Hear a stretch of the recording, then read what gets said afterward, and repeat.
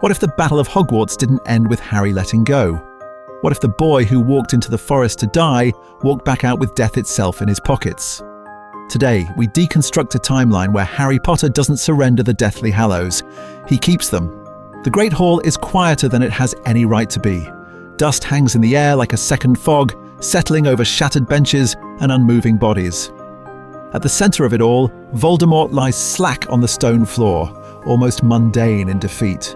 But a few feet away, the real anomaly stands upright. Harry, shoulders slumped beneath an ancient invisibility cloak, elder wand still raised, the resurrection stone a small, forgotten weight pressing against his thigh. In canon, this is the moment of renunciation. He will mend his holy wand, return the elder wand to Dumbledore's tomb, let its power die with him, and abandon the stone in the forest. But reality is rarely so clean. Here, the turning point arrives in silence, not in a speech. Harry doesn't walk away from the Hallows, he just doesn't let go. His fingers tighten once around the Elder Wand, feeling its almost eager alignment with his will.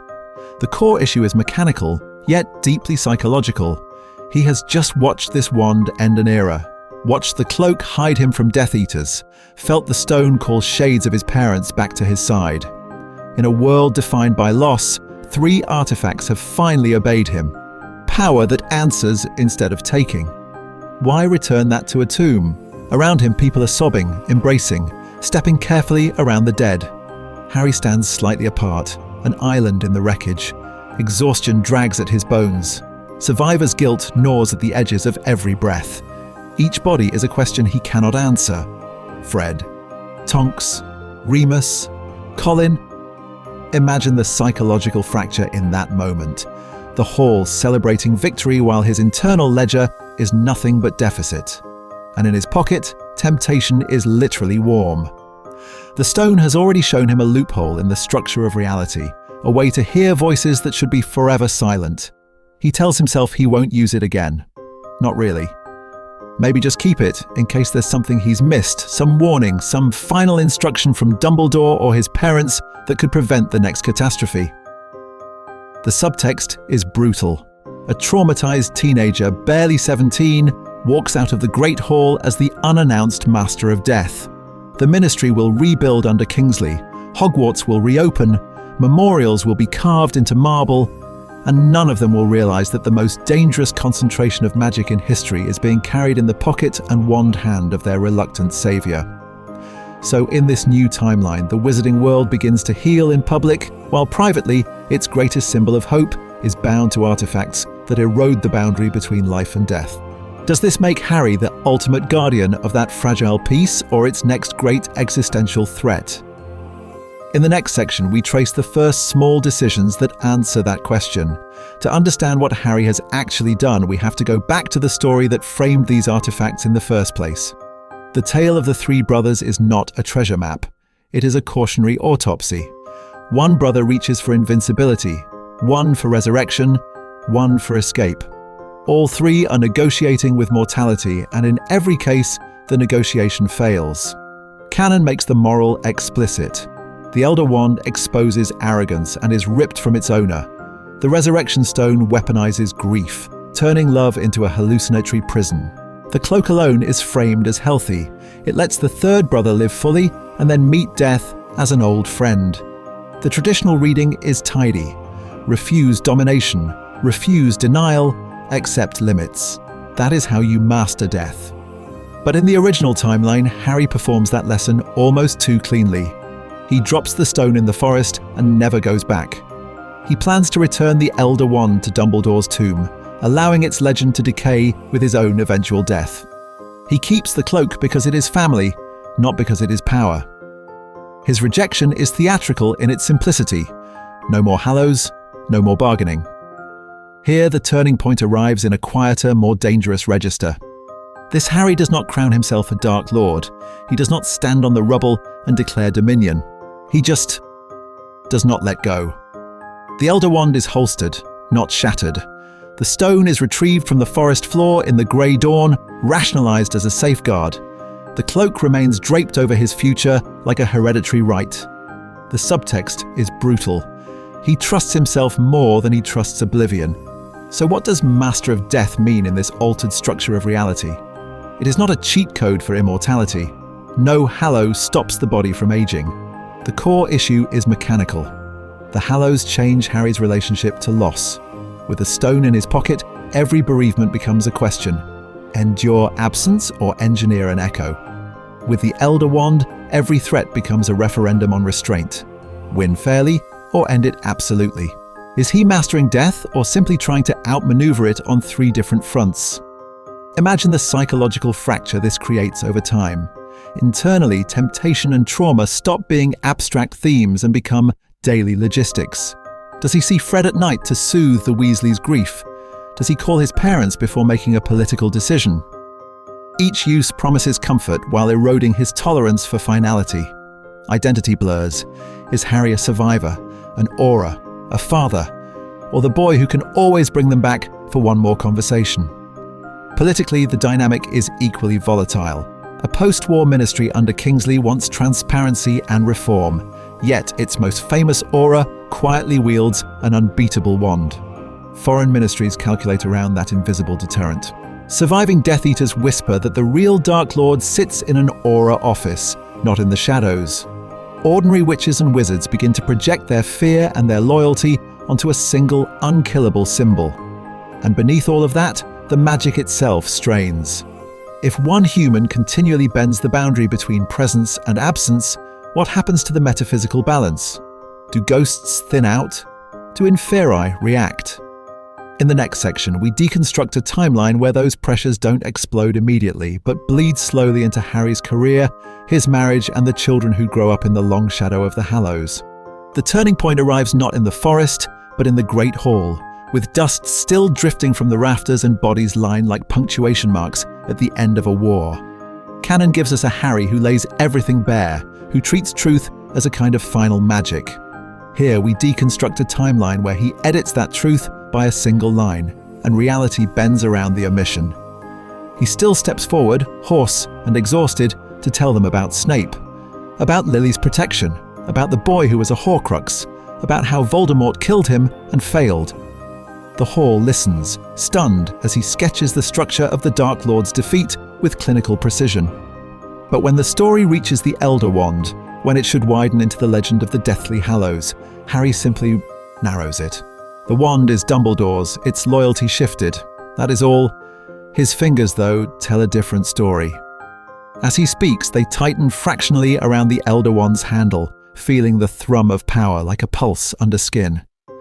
In his pocket, the Resurrection Stone presses against his chest, a cold, steady weight that mimics a heartbeat he no longer entirely trusts.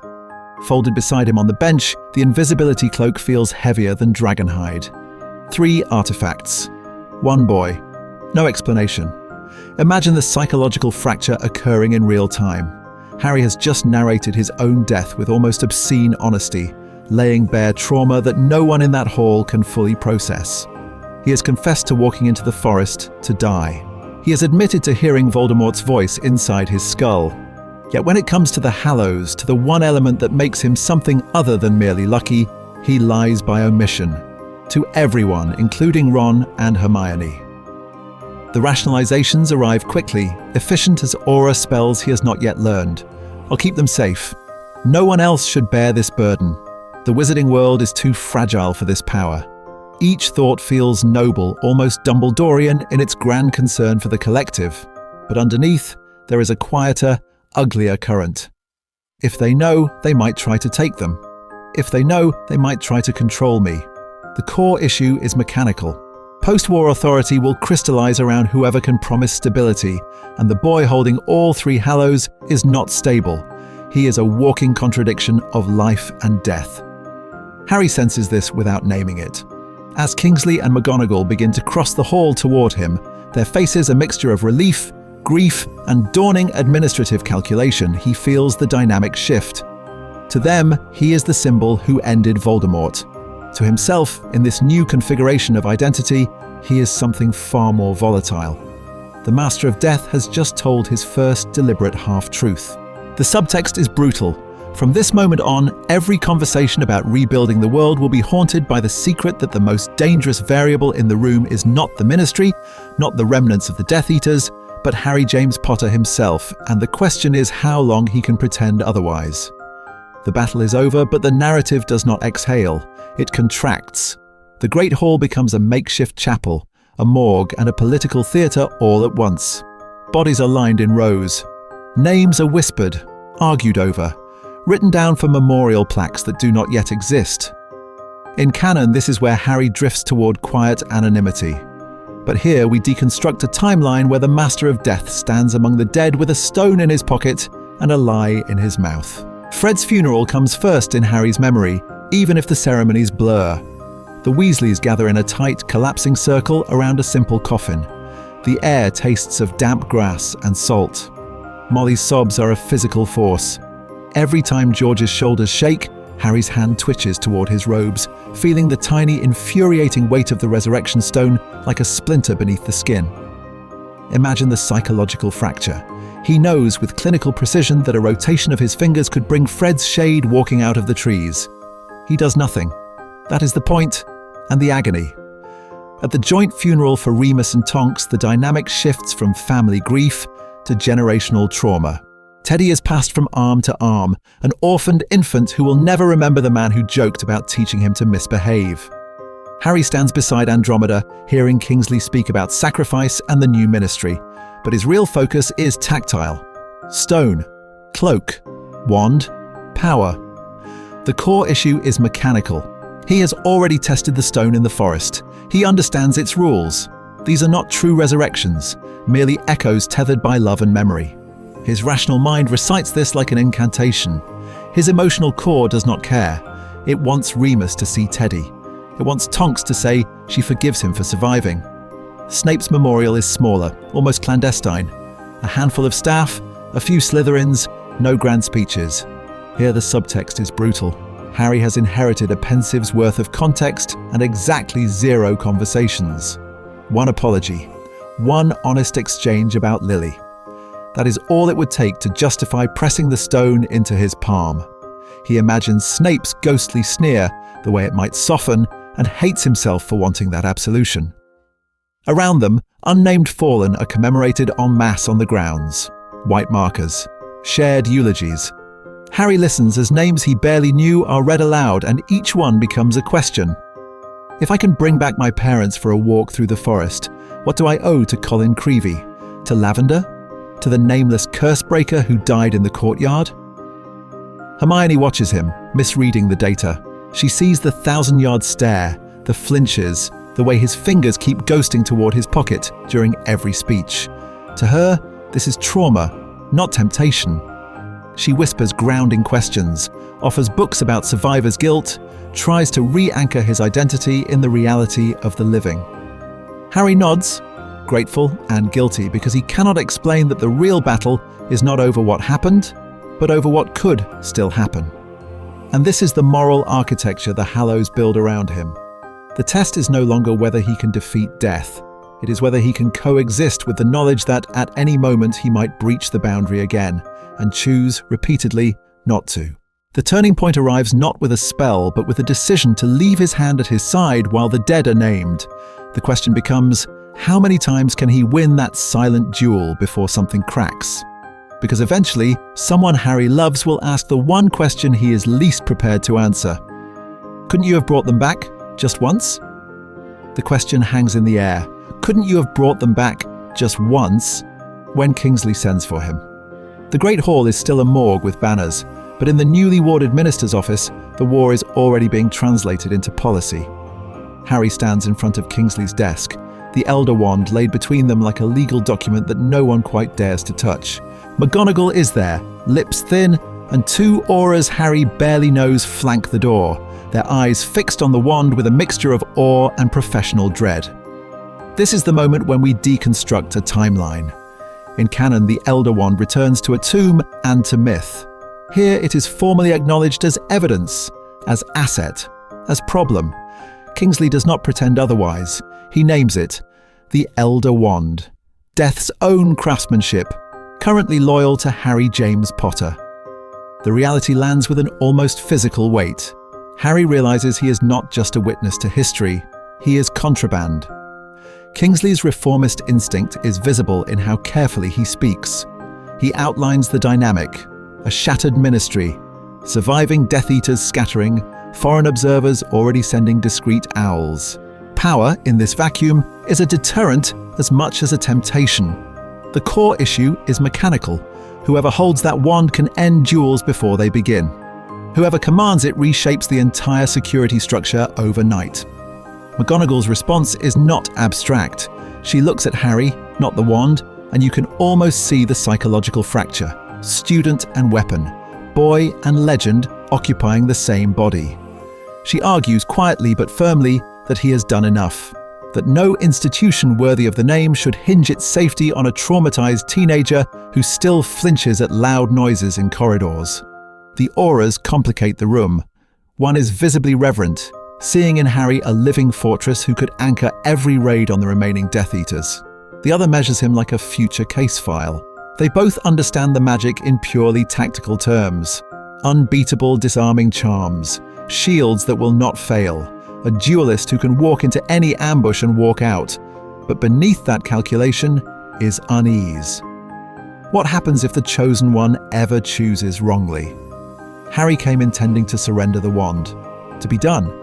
But as Kingsley speaks of unmarked graves, of giants in the hills and foreign dark wizards testing wards along the channel, the argument that the world isn't safe yet digs into old scar tissue.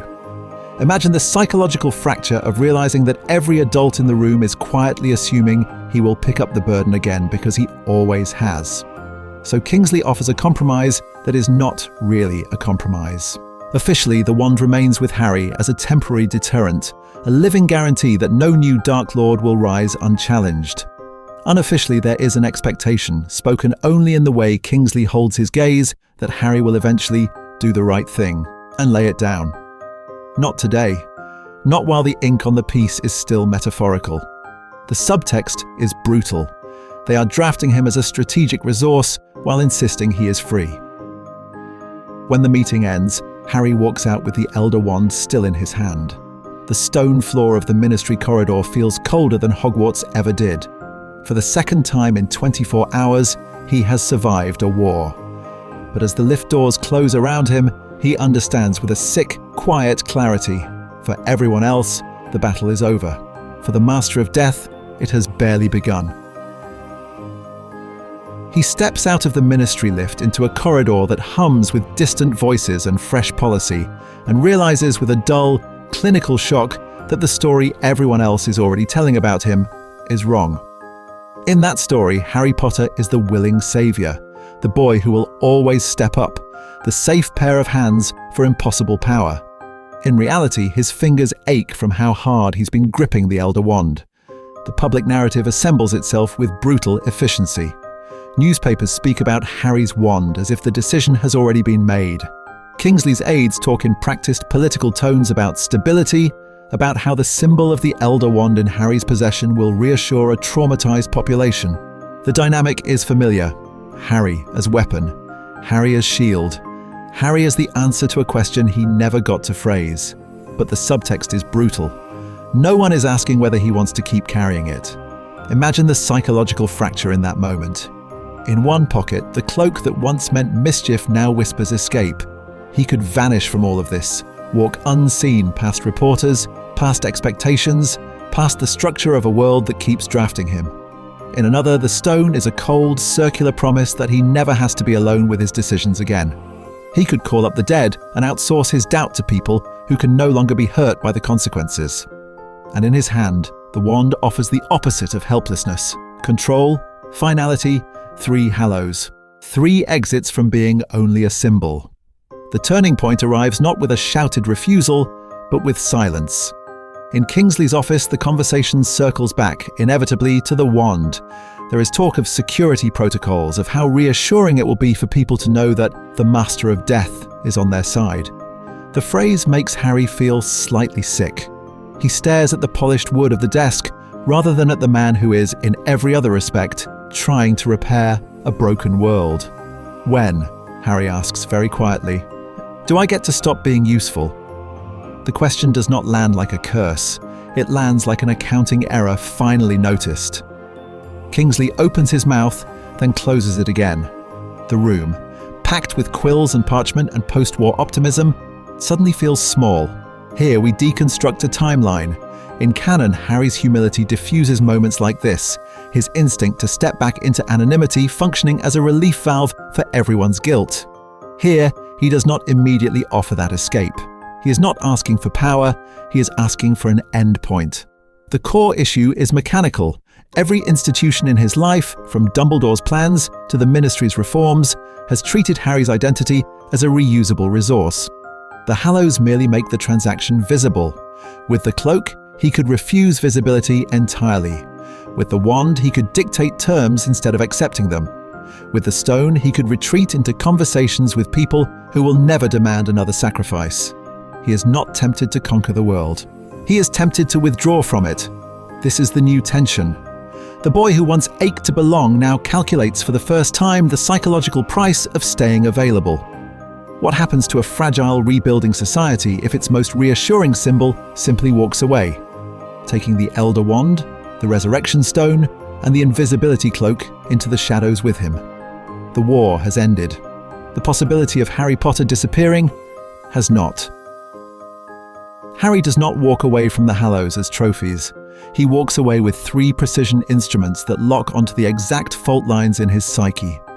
Imagine the psychological fracture when the boy who survived discovers that each legendary artifact has been quietly rehearsing for him, specifically since childhood. The Invisibility Cloak is the least dramatic, which is precisely why it is the most insidious. As a child at Privet Drive, Harry's only real survival strategy was invisibility without magic.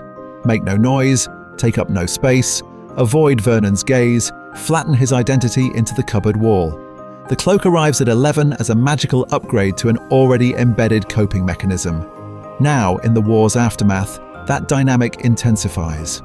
Public Harry is a symbol, an aura recruit, the visible proof that Voldemort lost.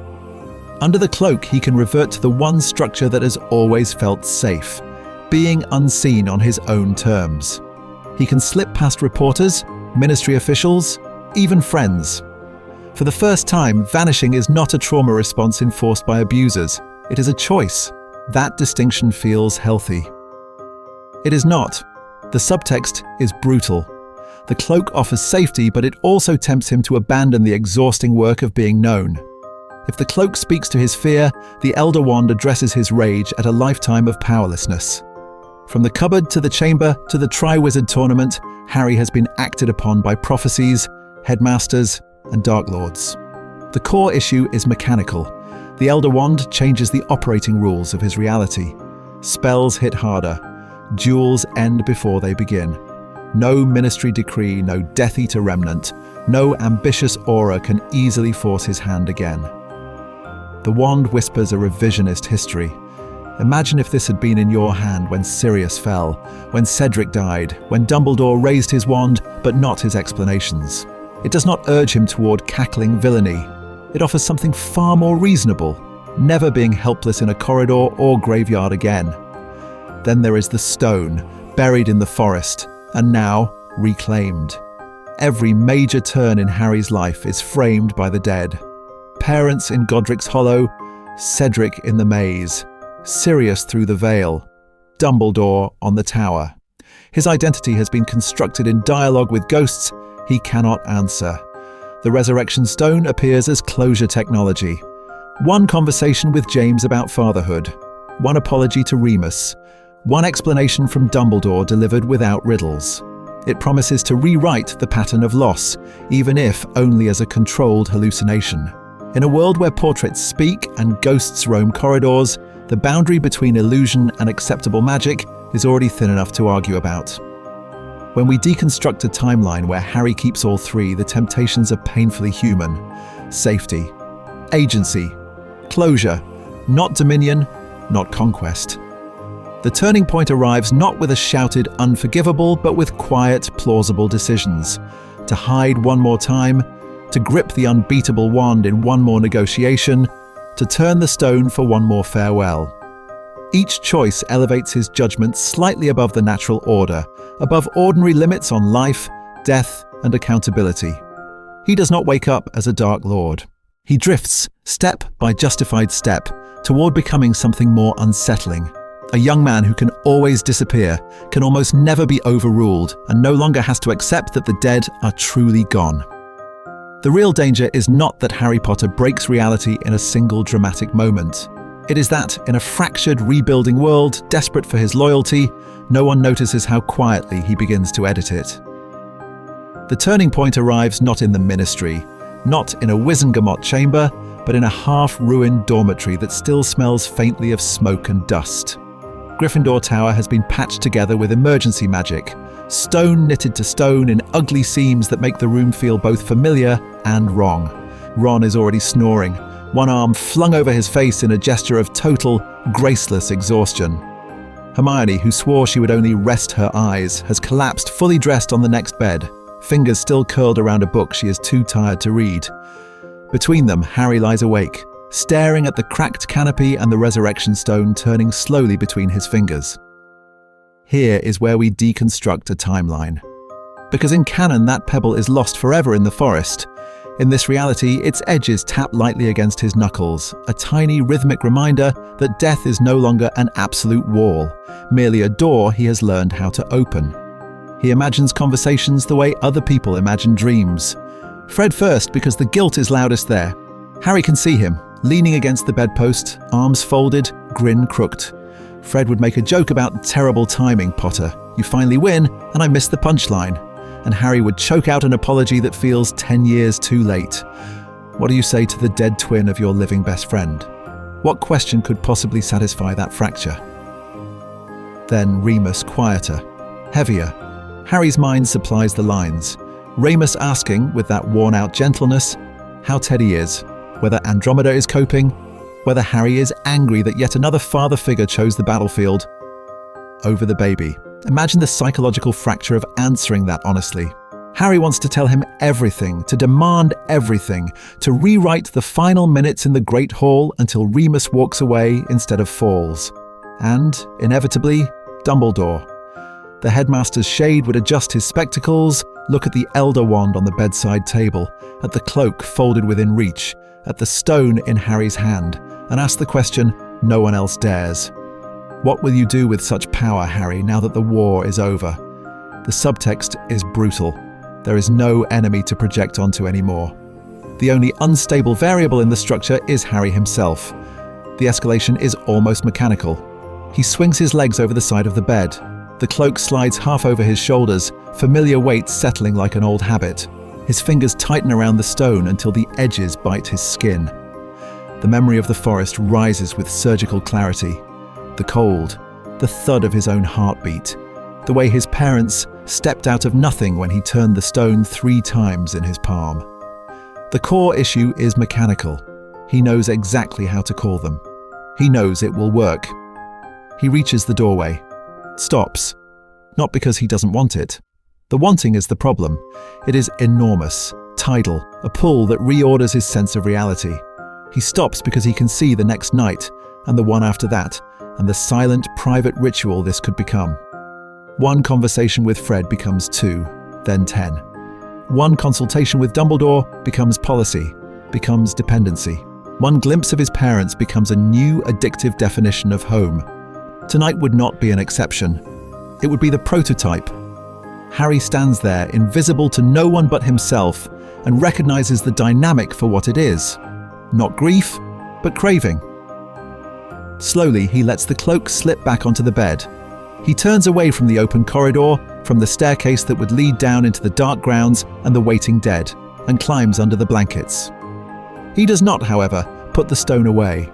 It remains in his hand, a small, cold circle of possibility pressed against his palm as his eyes finally close. From the outside, it looks like resistance. From the inside, it feels uncomfortably like delay. And delay, in a world where one boy quietly holds all 3 Hallows, is its own kind of decision. Morning at the Provisional Ministry feels less like victory and more like triage. Harry sits at the end of an absurdly long table in a borrowed conference room, Elder Wand hidden in his sleeve, the resurrection stone a weight in his pocket, the cloak folded like contraband in his bag. Around him, parchment maps of Britain and Europe float in the air, crisscrossed with ink scars of recent trauma. Kingsley stands at the head, voice steady but edged with exhaustion. He does not open with pleasantries, he opens with surgery. Corrupt auras will be suspended and investigated. The Department of Magical Law Enforcement will be gutted and rebuilt. Blood purity statutes, some so old they were written with quills from extinct birds, will be repealed. International envoys are already circling, wary and curious, testing whether this new Britain is a liability or a partner. On paper, it is a cleansing. In reality, the core issue is mechanical. Every reform creates a vacuum. Every vacuum invites a new power. Kingsley understands that. The others in the room, senior auras, a goblin liaison, a very pale-looking Percy Weasley, understand it too. Public faith has been shattered. The structure that allowed Voldemort to rise is still visible in the rubble. That is when the proposal arrives, not as a decree but as a carefully couched question. What if, Kingsley suggests, there were an informal assurance, a private arrangement? No titles, no office. Simply this. For policies deemed high risk, experimental security measures, emergency powers, controversial pardons, Harry would be briefed in advance. If the boy who ended Voldemort quietly endorsed them, the Ministry could say so. If he quietly refused, they would reconsider. No law, only a shadow veto. Imagine the psychological fracture for a 19-year-old who has spent a year running from authority, only to be invited to become its invisible ceiling. Harry hears the language. Reassure the public, steady foreign nerves, symbol of resistance. And underneath it, the subtext is brutal. They do not just want his advice, they want his Hallows. They want the Master of Death as a living stamp of legitimacy. He feels it as a physical wrongness. He is not elected. He is not accountable. He is a boy with a collection of impossible artifacts and a scar that still aches in the rain.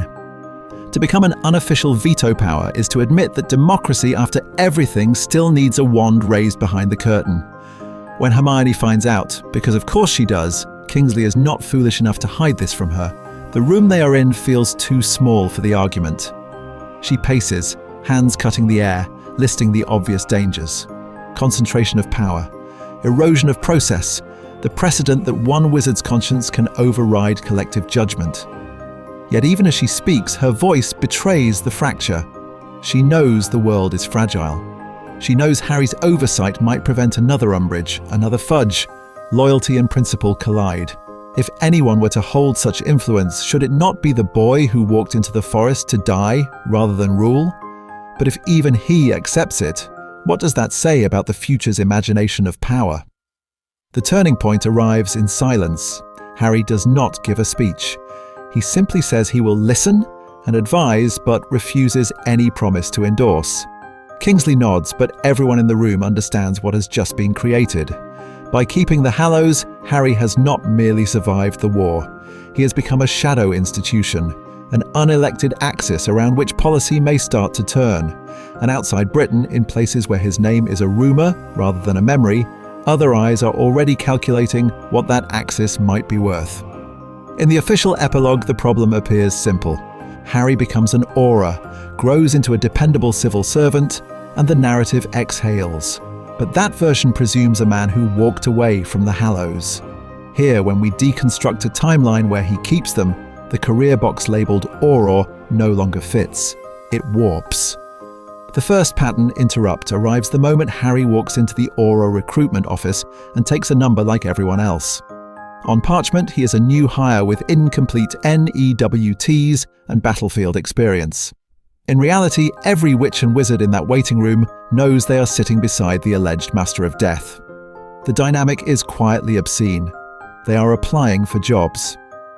He is, in their eyes, bringing an arsenal that bends the rules of mortality. Training exposes the fracture. In exercises, senior auras do not ask, "Can Potter handle this?" They ask, "If Potter is on the field, what level of catastrophe can we risk?" The Elder Wand turns mock duels into demonstrations, hexes that should merely slam opponents into padded walls. The Invisibility Cloak makes reconnaissance drills meaningless because Harry can bypass every detection charm. The core issue is mechanical. His very presence corrupts the calibration of danger, turning a team-based profession into a question of how much power one man is willing to deploy. Imagine the psychological fracture that creates. Harry wants to be evaluated on skill and judgment, to be another wand in the formation. Instead, he becomes a moving variable, the contingency plan embodied. When a cursed artifact surfaces in Eastern Europe, foreign ministries do not ask Kingsley for a task force. They quietly ask if the Hallows bearer will be attached. The subtext is brutal. Their faith is not in the reformed structure of the ministry, but in the boy who once walked into a forest to die and allegedly came back. This bleeds into quasi-politics with unnerving speed. Within a year, Harry is being pulled out of field rotations to consult on legislation about dark artifacts, on international treaties about wand registration, even on Department of Mysteries research into death itself. He sits in rooms with unspeakables, sketching theoretical models of Hallow's resonance, answering questions he never wanted to consider, like whether the stone's core can be quantified. Each invitation is framed as loyalty to the post-war order. Each one drags him further from the simple, concrete justice of catching criminals. So his 20s do not resolve into peace. They congeal into an uneasy hybrid, part soldier, part symbol, part unelected guardian of the status quo. One week he is breaching a safe house. The next, he is a silent presence at a treaty signing, his mere attendance a deterrent. The irony is sharp. The boy who hated the spotlight now stabilizes entire negotiations by standing in a corner and not drawing his wand. And here another question forms. Quieter but more dangerous. If every structure keeps bending to accommodate Harry, missions, laws, diplomacy itself, how long before he starts to believe that his judgment is supposed to be central? When the world keeps asking one man to arbitrate life, death, and power, what happens the first time he decides they are all asking the wrong questions? Aura training should have been Harry's first experience of being ordinary. Instead, from the first day in the training chamber, the Elder Wand turns the program into a controlled experiment in imbalance. Stunners snap from his wand like rifle shots, perfectly centered on practice dummies. Shield charms bloom with geometric precision, translucent domes that absorb volleys meant to test endurance. Where other recruits sweat through basic disarming drills, Harry's Expelliarmus is so clean that wands arc into his hand as if the magic has already decided the outcome. The core issue is mechanical. The Elder Wand does not merely amplify power, it anticipates, corrects, optimizes. In tactical exercises, when they simulate ambushes in shifting fog, Harry's reflexive counters feel less like conscious spellwork and more like a duet with an invisible partner that refuses inefficiency. He tries to drag motions, to miss by a fraction, to look human. The wand tightens the arc, straightens the line, makes every choice look inevitable. Around him, a narrative forms. Senior auras watch from the observation gallery, exchanging low comments as Harry duels 3 trainees at once and never takes a hit. Natural field leader. Instincts you can't teach. Of course, the boy who lived would be a prodigy. Imagine the psychological fracture. Harry knows with a cold clarity that at least half of what they are praising belongs to the artifact in his hand. But the structure of the ministry needs symbols, not footnotes. The turning point arrives on his first real mission. A cell of surviving Death Eaters is cornered in a derelict mill, holding Muggle hostages, wards layered in paranoid spirals. By policy, Harry should be in the second wave. By reality, Kingsley quietly shifts him to point. When the doors blow, curses lace the air in lethal crossfire. Another trainee takes a cutting curse to the shoulder. An aura's wand shatters against stone. For 3 seconds, the room is chaos. Then the Elder Wand decides the engagement. Harry's shield charm slams into place with such density that 3 killing curses splash and die against it, light bending in a way that makes even seasoned auras flinch. His silent, disarming charm rips an entire line of wands free in a single sweep. A targeted stunner, sharpened beyond anything he has ever cast, drops the ringleader mid-incantation. The fight ends in under a minute. No fatalities. The hostages live. Officially, this is a triumph. Unofficially, it cements a new dynamic. Missions are now quietly planned around the assumption that if Harry is present, the worst outcomes will be edited out of reality. And the subtext is brutal. Walking back through the ruined mill, Harry cannot escape the knowledge that without the Elder Wand, at least one person in that room would be dead. Did he save them? Or did the artifact choose not to let them die? How long before he cannot imagine going through a door without that certainty at his fingertips? Later, in the dim light of the Aura locker room, he sits with the colleague whose wand shattered. The man's hand still trembles. Harry draws the Elder Wand and, with a murmured reparo, coaxes splinters of ash and dragon heartstring back into seamless wholeness. The repaired wand hums, grateful, loyal. Harry watches it, haunted by a quiet realization. Every victory, every fix, every restored tool of state power is now threaded through him personally. If the wizarding world keeps letting him be the hinge on which its safety turns, what happens the day he finally inevitably breaks? The wand is whole. The war is over. That should be the end of the story. But in this altered reality, the turning point arrives only after the dust has settled, in the quiet where people begin to talk. It starts as fragments. A shell-shocked Aura mutters in the leaky cauldron that he saw Potter walk into the forest and come back without a scratch. A Hogwarts volunteer swears she glimpsed him walking through curses that bent away as if embarrassed to touch him. None of them know the word Hallows, but they know what they saw, and the human brain is a machine for narrative, not accuracy. The Daily Prophet, desperate to reclaim authority, leans in. One article mentions, almost casually, an ancient wand of terrible power raised in Harry's hand when the final curse flew. Another wonders how a boy survives a killing curse twice, then 3 times, then, if you count the forest, perhaps more. The core issue is mechanical. No one can explain his survival within the normal structure of magic, so they reach for older, darker explanations. Rita Skeeter, of course, weaponizes it. Her rushed post-war biography trails lurid chapter titles: Artifacts that cheat death, Potter and the power beyond the veil.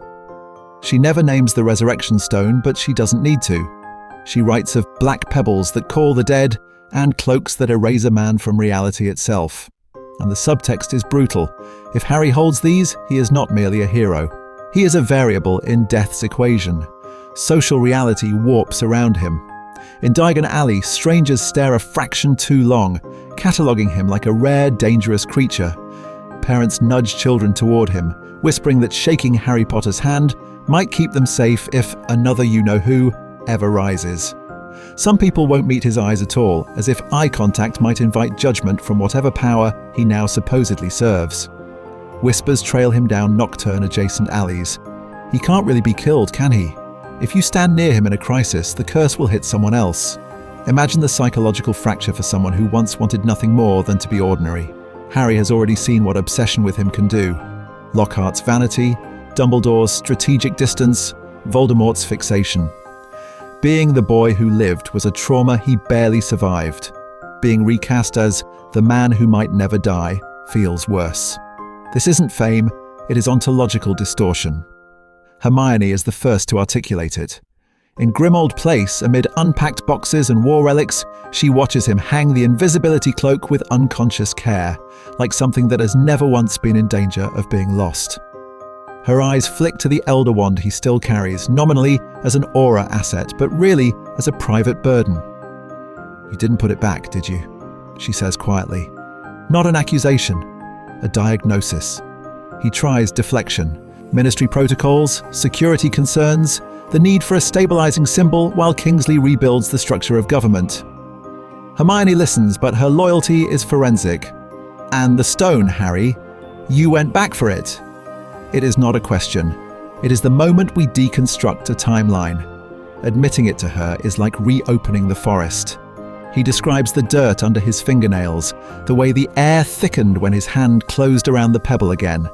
The sick relief of knowing that if anyone else dies, he will never truly have to let them go.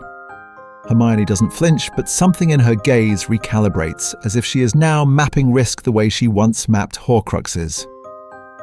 When he leaves that conversation, the isolation is new and sharper. Friends still laugh with him, still sit by him at the burrow, but he can feel the Hallows in the room before he enters.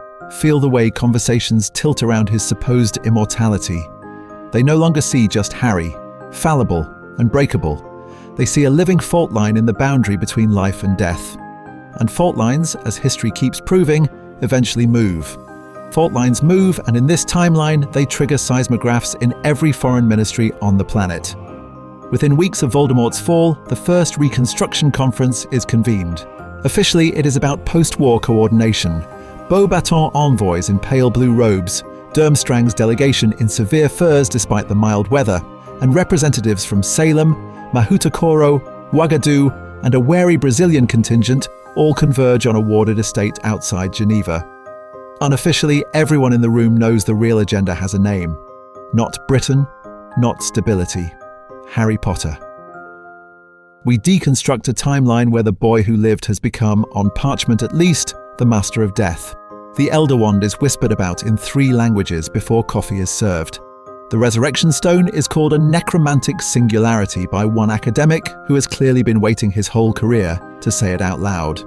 The cloak is reduced with brutal efficiency to strategic invisibility. The subtext is brutal. One traumatized British teenager now represents an asymmetry of power no treaty ever anticipated. The French witch from Beauxbatons, elegant and precise, voices what everyone is already thinking. If Britain's saviour cannot be disarmed, cannot be tracked, and may not even age in a predictable way, what guarantees exist that this power will remain politely domestic? A Durmstrang warlock, whose school once flirted openly with dark arts, asks the second, sharper question. What happens when the next British government is not led by Kingsley Shacklebolt? Kingsley sits at the centre of the British delegation, shoulders squared, voice calm. He insists again and again that Harry is uninterested in power, that his loyalty is to people, not institutions. He cites Harry's refusal of a desk at the ministry, his refusal of Order of Merlin fanfare, his near-pathological avoidance of ceremony. But the core issue is mechanical. There is no legal framework in any international statute for containing or transferring the Deathly Hallows. You cannot license the Elder Wand. You cannot register the Resurrection Stone.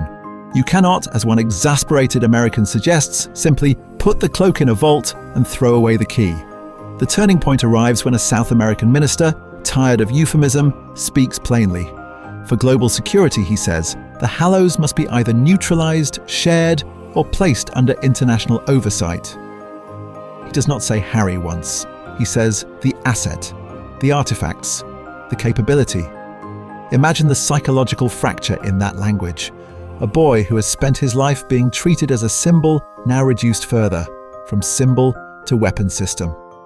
Around the table, proposals escalate with a cold, logical structure, rotating custodianship between nations, binding oaths, forcing Harry to submit to oversight, a joint task force empowered to intervene if Britain fails to act responsibly. No one mentions what intervene would mean when the target wields the Elder Wand. Kingsley pushes back, but even he is forced to concede a quiet, devastating fact. If Harry chose to walk out of Britain tomorrow, there is no law, magical or muggle, that could stop him taking the boundary between life and death with him. News of the summit was never meant to leave those walls. But in any bureaucracy, reality leaks. A half-redacted memo, a careless flu conversation, a profit headline that uses the word containment in the same sentence as his name. By the time it reaches Harry at the Burrow, reduced to a few clipped, anxious sentences, one idea lands with surgical precision. For the first time, he understands that the world may not simply fear him. It may try to disarm him. And if it cannot, it may try something far worse. Harry reads the report twice, then a third time, as if repetition might somehow make the language less clinical, less territorial. The International Summit in Geneva, ostensibly about post-war cooperation, devotes an entire section not to rebuilding Hogwarts, not to regulating dark artifacts, but to him. Not Harry Potter the boy, or even Harry Potter the aura in training. Harry Potter as a concentration of strategic assets. The verbs are the worst. Monitor. Coordinate. Share access where appropriate. He is no longer a person in this document. He is a contested border, a living demilitarized zone between nations that have only recently remembered how fragile their own power structures really are. And this is where the turning point arrives, though no one else is in the room to witness it. Harry folds the parchment, sets it down very carefully, and allows himself to imagine the one scenario no one at that summit dared to model on their tidy little charts. He takes the cloak, he takes the wand, he takes the stone, and he leaves. Not as a declaration, not as an ultimatum. No speech in the atrium, no dramatic resignation from the Aura office. He pictures a quiet morning at the Burrow, toast half-eaten, Ginny laughing at a joke he already can't remember. Then, in the space between one heartbeat and the next, he slips the cloak over his shoulders and simply walks out of reality as everyone understands it. Imagine the psychological fracture that would cause, not just in the Ministry, but in the narrative the world has written about him. The Chosen One does not go missing. The Master of Death does not forward his mail from an undisclosed location. But the fantasy persists. In it, he moves through Muggle train stations unseen, the Elder Wand holstered but ever present, the stone a cold coin in his pocket that he does not use but cannot quite discard. Hotels under false names, anonymous flats, entire countries where Harry Potter is only a line in a foreign newspaper that no one bothers to translate correctly. After years of being hunted, judged, and used, the emotional logic is painfully simple. The core issue is mechanical. Every structure around him is designed either to extract his power or to neutralize it. Absolute privacy, guaranteed by a cloak that even the most advanced detection magic cannot penetrate, begins to look less like cowardice and more like the only coherent definition of freedom he has ever been offered. And yet, the same week that summit paper arrives, Ginny signs with the Holyhead Harpies. Ron starts grumbling about paperwork at the Aura office. Hermione drafts policy proposals with Kingsley that might actually hold. Their roots are shallow but real, jobs, routines, the first sketches of families and responsibilities, and Harry feels a strange double sensation, tethered to them by loyalty and simultaneously unmoored as if he is already half a ghost walking through their emerging adult lives. What is more dangerous, he wonders, a Harry who stays and becomes an institution, or a Harry who vanishes and becomes a rumour? The subtext is brutal. His greatest temptation has never been conquest. It is escape. And in this alternate line, we deconstruct a timeline where he actually takes it. The world is left with a chilling vacuum. No visible Master of Death to fear, and no Guardian to call when the next darkness quietly learns from Voldemort's mistakes. But power abhors a vacuum.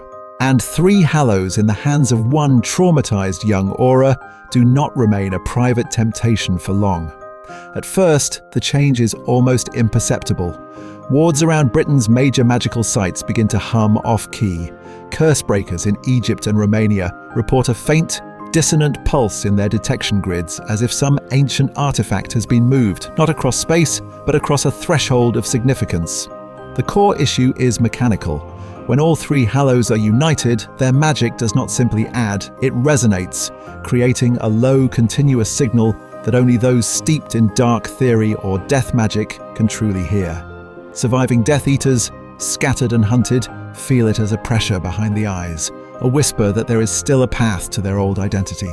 Fringe cults who once treated the Peveril legend as metaphor suddenly find their rituals aligning with observable reality. Scrying bowls cloud toward Britain. Bones thrown on altars consistently point to the same name. We deconstruct a timeline where Harry's choice to keep the Hallows quietly rewires the global dark magic ecosystem. The turning point arrives on what should be a routine Aura operation.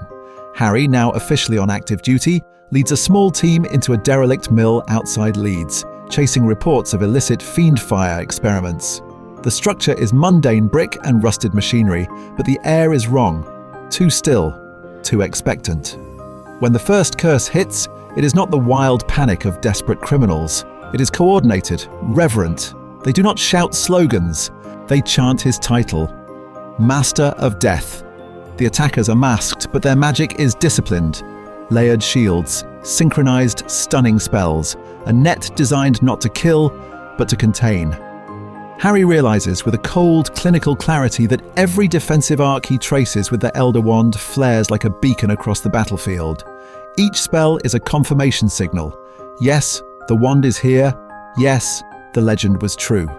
Protecting himself, his team, and the Hallows becomes a tactical nightmare. If he fights at full capacity, he broadcasts their location to anyone listening. If he holds back, his colleagues die. Imagine the psychological fracture in that moment. The boy who once walked willingly into the forest, to die now calculating angles of fire, not just for survival, but for secrecy. The subtext is brutal. His loyalty to his friends is now in direct tension with his obligation to keep the artifacts hidden. They win eventually through attrition and Kingsley's rapid response squad. In the interrogation rooms that follow, the new reality clarifies. These remnants are not purists dreaming of bloodlines. They are zealots of transcendence, convinced that capturing Harry and the Hallows will resurrect Voldemort, or failing that, elevate a worthier successor beyond death itself. To them, Harry is not an enemy. He is a resource they have a theological right to exploit. Kingsley listens to the reports, jaw set, and does not offer comfort. In a quiet debrief, he and Harry reach the same grim conclusion. As long as Harry holds the Hallows, he is not merely a target. He is a magnet, a living lighthouse for every unprocessed ambition and death-obsessed ideology in the wizarding world, and the tide is only beginning to turn toward him. The turning point arrives on a wet grey Tuesday that should have been routine. An aura sting in Nocturne Alley, a smuggling ring tied to cursed artifacts and whispered Hallows cults. Harry leads the team. Among them is Ellis Foley, 23, quick with a shield charm and quicker with a joke, a recruit Harry personally dragged through remedial dueling until the spells stopped shaking in his hand. The operation's structure is clean on parchment. 2 perimeter teams, 1 undercover pair, Harry in the center to anchor the dynamic if anything spirals. But reality refuses to cooperate. A concealed curse detonates early, stone and green light shearing through the alley. For a single lethal heartbeat, Harry calculates 3 options and chooses the one that saves the most people. Ellis is not among them. Later, in the shattered shell of a safe house, Harry replays that instant with forensic cruelty. The Elder Wand lay dormant in his sleeve. If he had gone all out, if he had treated a smuggling ring like Voldemort himself, could he have bent the geometry of the fight, curved a killing curse away, reinforced Ellis's shield? The core issue is mechanical, he tells himself. Wrong angles, bad intel, too many variables. But the subtext is brutal. He held more power than anyone in that alley, and it was not enough for the one death that now matters most. When the debrief ends, loyalty and protocol peel away. Ron goes to check on the others. Kingsley stalks off to re-evaluate field procedures. Hermione is already halfway to the evidence room, hunting the sigils that triggered the blast. Harry is left alone with Ellis's spare cloak on the back of a chair and the echo of his laugh still hanging in the air. His hands are shaking before he understands why. The stone is already in his palm, cold and perfectly weighted, as if his fingers have been practicing this motion in secret. Imagine the psychological fracture, the Aura commander reviewing casualty reports, and the Master of Death fingering away to make the report provisional. The bargaining begins quietly, just to say I'm sorry, just to ask what I should do differently next time. Just so he knows he mattered, that he isn't another name on a wall. Each internal clause escalates from professional guilt to raw personal grief, until the distinction between them collapses. At what point does a tactical debrief become a refusal to accept reality? At what point does trauma demand an answer from the dead? His thumb is already finding the worn groove when the door opens. "Harry," Hermione says and stops. She doesn't reach for his hand. She doesn't need to. Her eyes track the tiny stone, the white-knuckled grip, the way his shoulders are hunched as if bracing for impact from a world only he can see. "If you start now," she says, voice steady, "when does it end?" Ron, in the doorway behind her, doesn't joke. He only watches, understanding the new, terrible axis around which Harry's identity threatens to spin. Harry closes his fist tighter, as if he might crush the temptation itself, then forces the stone back into his pocket. The magic thrums in protest. "I can put it away," he says, not looking at either of them. "I just don't know how many more times I can keep making that same choice." And in that admission, we deconstruct a timeline where resistance is not a single victory, but a finite resource quietly running out. The war ends, but the Hallows do not. They migrate with Harry into the next phase of his life, like contraband history smuggled across a border. Fast forward a few years. The battlefield has been exchanged for a modest house on the outskirts of Ottery St. Catchpole, where the walls are already losing the war against Quidditch posters and Weasley family photographs. There is a dented toy snitch under the sofa, a tiny Cannon's jersey draped over the back of a chair, and half-assembled baby brooms leaning in a corner. It looks from the outside like the restoration of the domestic status quo. But in the bedroom, at the back of the lowest dresser, there is a drawer that never opens. Inside it, wrapped in plain, unmarked cloth, lie the Elder Wand, the Resurrection Stone, and the Invisibility Cloak. The structure of Harry's reality is painfully simple. Nappies, night feeds, aura reports, and a private arsenal against death itself. Ginny knows more than he wants her to. She grew up watching him vanish under that cloak. She can recognize its fold and shimmer, even when he pretends it is just another blanket. She has heard the rumors about a wand that beat Voldemort and saw the way Ollivander's eyes flickered when Harry came in to buy a perfectly ordinary replacement. She was there in the forest, close enough to feel the air change when he walked to his own execution. Imagine the psychological fracture when your husband insists everything is fine, yet grief itself once bent around him. She does not know the mechanics of the stone, but she can infer the outline, the way his gaze sometimes fixes on empty chairs at Christmas. The way he flinches at George's laugh, as if bracing for a missing echo. The subtext is brutal. She is competing, not with another woman, but with the possibility of the dead. The core issue is mechanical. Ginny is trying to build a life calibrated around school runs to the Burrow's makeshift flu, Sunday dinners with too many Weasleys talking over each other, and Harpy's matches where Harry sits in the stands like any other anxious spouse. But the Hallows sit in that drawer like a silent veto over ordinary risk. Why worry about scraped knees and childhood fevers when, in theory, you can drag the timeline back? One evening, after James has finally fallen asleep and the house has settled into that fragile, humming quiet, the turning point arrives.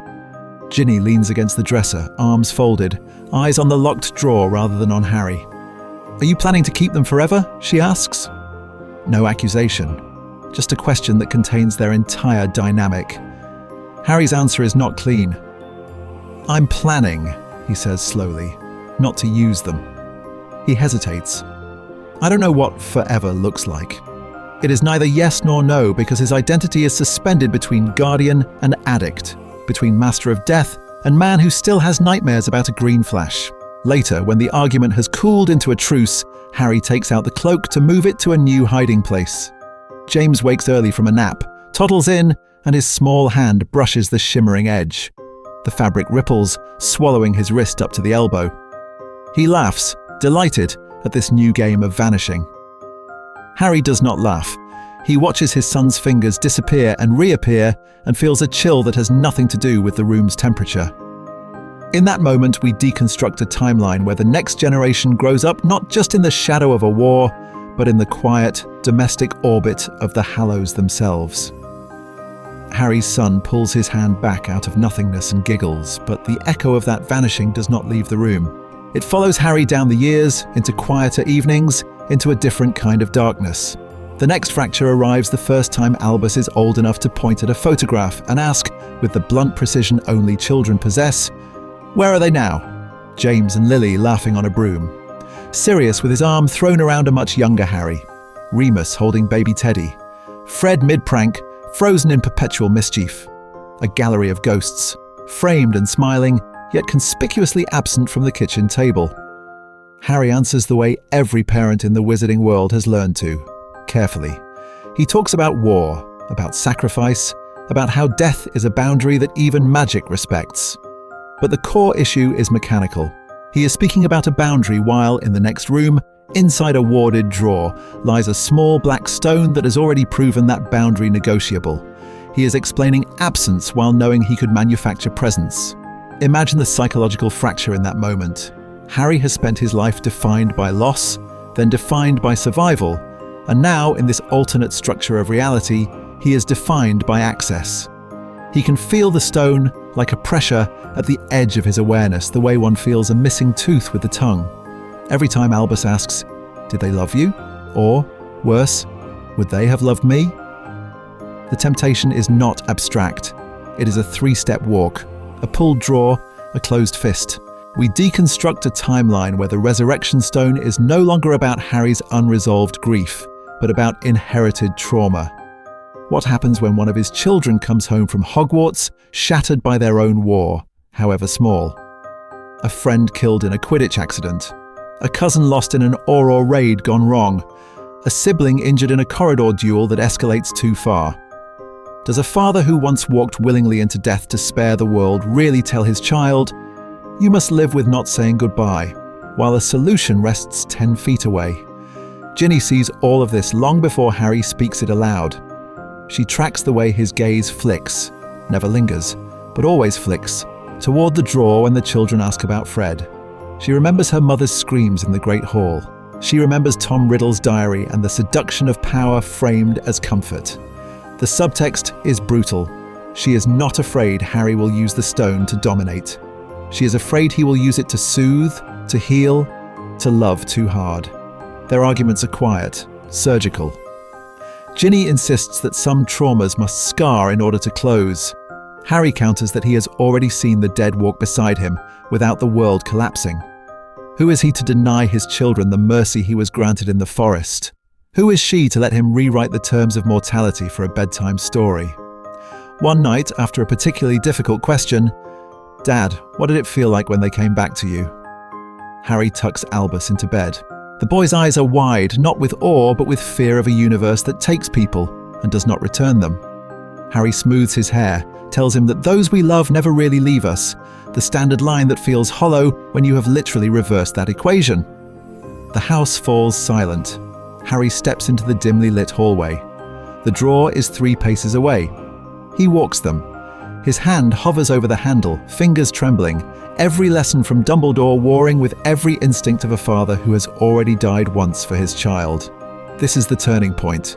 Does he open the drawer and let the dead into the nursery, or close it and teach his family to live without miracles? His hand remains suspended, the question unanswered, as footsteps approach from behind. It is not a Death Eater who enters the nursery. It is Kingsley Shacklebolt, shoulders heavier than Harry remembers, carrying folders instead of a wand. The war hero and provisional minister stands in the doorway, framed by pastel walls and a drawer that hides the most dangerous concentration of magic in modern history. Time passes. Not in dramatic duels, but in committee meetings, Wizengamot sessions, and quietly poisonous editorials in the Daily Prophet. The initial unity of victory calcifies into factions. Old pureblood families, publicly contrite, privately patient, begin to retake ground. Blood status language vanishes from statutes, only to reappear in heritage exemptions, traditional placement quotas, and security vetting for Muggle-borns. The reality is simple. You can rename discrimination without killing it. Hermione, now buried in a policy role that should empower her, discovers that the core issue is mechanical. Laws can be drafted in a week. Attitudes are measured in generations. She watches carefully crafted anti-corruption bills gutted in subcommittee, sees proposals for Azkaban reform reduced to pilot programs and further study. Her brilliance is acknowledged, then procedurally neutralized. On paper, she is changing the structure of the ministry. In practice, the old dynamic reasserts itself, polite and venomous. Harry watches from the sidelines. Officially, he is an Aura trainee. Unofficially, he is the unspoken variable in every backroom conversation. The man who walked out of the war with all 3 Deathly Hallows and then moved into a modest house with a young family, as if Master of Death were a temporary phase. Imagine the psychological fracture of that identity. The boy who refused to rule now lives in a world that keeps daring him to reconsider. The temptation does not arrive as a cackling monologue. It arrives as paperwork, as another memo about a Death Eater acquitted on a technicality, as Hermione's voice, hoarse at midnight, explaining how a crucial vote was delayed again. Harry lies awake and runs thought experiments he never admits out loud. What if the Elder One never casts another killing curse, but becomes the instrument that compels truth at every trial? What if Veritaserum allergies and obliviated witnesses simply stop being a problem? Pattern interrupt. We deconstruct a timeline where the dark path is not bloodshed, but efficiency. Harry imagines walking into Azkaban, Elder Wand drawn, and dismantling the fortress stone by stone, transfiguring cells into open-air rehabilitation wards in a single night. He pictures cursed artifacts in the Department of Mysteries, their protections shredded by a wand that has never met a barrier it could not dominate. No more Horcrux-like enigmas, no more unspeakable dangers. Just decisive power, applied cleanly. The subtext is brutal. This is benevolent authoritarianism wearing Harry's face. If he can enforce compliance through fear of the wand, if he can make bigots behave and bureaucrats cooperate, does the result justify the method? Is it really dark if the outcomes look good in the profit headlines? The trauma of the war whispers that any price is acceptable if it prevents another Voldemort. But another question lurks beneath. Who gets to define good when one wizard holds the wand that ends arguments? When the turning point arrives, it may not be a duel at all, but a vote Harry decides not to wait for. He decides first, not with a spell, but with silence. Harry does not wait for a Wizengamot motion on artifacts of exceptional power. He walks into the ministry instead, Hallows hidden, and asks Kingsley for a private room. But when the door closes, it is not just the minister waiting. 3 robed figures stand in the corner, faces veiled, the air around them humming with that particular clinical stillness only the Department of Mysteries can generate. The unspeakables have been expecting him. In canon, Harry walks away from the Elder Wand and lets the resurrection stones sink into the soil of the Forbidden Forest. Here, we deconstruct a timeline where the Ministry's most secret division has already mapped the deviations. A shattered prophecy room. A boy who walked into death and came back. A wand whose allegiance bends reality. The pattern is obvious to anyone paid to study the structure of fate. They begin without preamble. Their proposal is almost insultingly calm. Allow them, they say, to study the Hallows under controlled conditions. Not to wield, not to seize, but to observe, resonance, curse echoes, the way death magic interacts with time, with identity, with the limits of human resilience. Imagine the psychological fracture in that moment. Harry, who saw his parents only as shades, being told that their deaths might, in theory, become data points. Their argument is seductive because it is not framed as power hunger. It is framed as triage. If they can understand why killing curses rebound, perhaps they can design wards that make them fail more often. If they can quantify what the stone does to the human mind, perhaps they can ease the passage of the dying, ending the terror that made Voldemort in the first place. If they can model the Elder Wand's dominance, perhaps they can immunize future generations against the mythology of the unstoppable Dark Lord. The core issue is mechanical, they insist. Remove the illusion of inevitability, and you remove half of tyranny's fuel. Hermione is there by Harry's insistence, and the dynamic between them is painfully familiar. She hears research into death, and thinks of St. Mungo's wards where people lie cursed beyond cure. She thinks of Lupin, of Fred, of Tonks, and asks the question, Harry will not. If knowledge could have saved them, do they have the right to refuse it to the next family? Her intellectual fascination is not greed. It is loyalty misapplied to hypothetical strangers who might be spared their trauma. Harry hears something else. He hears the echo of a different room in the ministry, a smashed shelf, glass on the floor, and a prophecy that turned his childhood into a script other people read before he did. Secret recordings of fate. Secret men deciding what to do with them. He looks at the veiled faces and feels his grip tighten on the cloak in his pocket, a reflexive urge to vanish, to deny the reality they are trying to formalize around him. Is it moral, he wonders, to hoard the Hallows because he is afraid? Or is it moral to hand them to a structure designed to hide truth from the public and trust that this time will be different? The subtext is brutal. Either he becomes a gatekeeper of death, or he lets an institution become one. The turning point arrives in a compromise that feels, in the moment, almost reasonable. Harry agrees to a limited collaboration. The cloak will never leave his possession. The wand will be tested only in his hand, in wards he can shut down with a word. The stone will not be touched at all. They may study only its aura through layers of dragonhide and goblin-wrought silver. Hermione drafts the conditions herself, legalistic, meticulous, believing that language can leash temptation.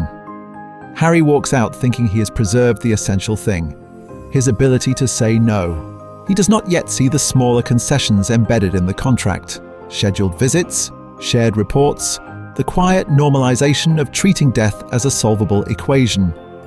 He does not yet realize that once the Department of Mysteries starts measuring the Hallows will also start measuring the Ministry. And somewhere in a circular room deep underground, A new door is already being carved into the wall, space cleared for a Hallows chamber that will change how Britain thinks about dying forever. The Hallows chamber begins as a room of measurements. Strings of silver instruments hover in concentric rings around Harry, each calibrated to quantify what, until now, has only existed as myth. Wards hum. Quills scratch. The Ministry tells itself this is containment. In reality, it is an invitation. They start with the Elder Wand because that feels safest. It is still just a wand. The core issue is mechanical. Spell by spell, Unspeakables log amplification curves, stunners that hit with the force of blasting curses, shield charms that behave like solid architecture, transfiguration that resists reversal as if reality itself has thickened. At first, the pattern is simple. More power, less effort. Then, the anomalies begin. Within weeks, the wand's output stops being a flat multiplier. It spikes in areas Harry leans on: defense, disarming, non-lethal control, while remaining almost indifferent to curses he refuses to cast. When an unspeakable attempts a cutting curse through Harry's hand, the spell misfires, shearing off a calibration rod instead. The wand is in perfect condition. The caster's technique is flawless, yet the magic has opinions. We deconstruct a timeline where Ollivander's theories on wand loyalty are suddenly inadequate. The Elder Wand is not simply loyal to Harry, it is learning him, smoothing his hesitations, preempting his intent. Imagine the psychological fracture of realizing your tool is slowly becoming your collaborator. The cloak, by contrast, appears cooperative. It defeats detection charms, as expected. Human eyes slide past. Hominum Revelio returns a clean null. But when they bring in time turner residue and fate-mapping sigils from the department's time room, the data twists. Probabilistic charts that normally show branching futures develop a blind spot whenever Harry wears the cloak. Lines that should fork simply pause. Diviners report a physical sensation as though their sight hits a pane of glass and skids sideways. Predictions involving Harry smear into abstraction. A presence, an interference, an unplotted variable. The subtext is brutal. Under the cloak, he is not merely invisible. He is temporarily excised from the narrative structures that bind everyone else. Cause and effect still function, but they stop leaving fingerprints. Then there is the stone. They agree on strict protocols, limited duration, observers present, predefined subjects. Harry intends to call his parents. Instead, the first figure to coalesce is Colin Creevey, camera straps spectral against his neck, eyes wide with the same hero worship that once made Harry uncomfortable. No one said his name. No one wrote him on the slate. Subsequent sessions become a map of Harry's unresolved guilt. Fred appears when they are testing non-family attachments. Snape manifests unbidden when Harry is trying very deliberately to summon Lupin. On one occasion, a nameless Death Eater child, someone's son, never identified, stands in the circle, staring at Harry as though asking why his timeline ended for a war he barely understood. The stone is not reading instructions, it is reading Harry. At the edge of the experiments, an unspeakable finally articulates what everyone has been circling around. The turning point arrives not with a catastrophic failure, but with a chart. 3 overlaid graphs. Wand output, divinatory distortion, apparition anomalies, all pulsing in sync when Harry bears all 3 Hallows. United, the Hallows are not just increasing his power, they are distorting the rules of the story itself, bending probability, perception, and even emotional closure around their bearer. And if one boy can step that far outside the script, the question becomes uncomfortable.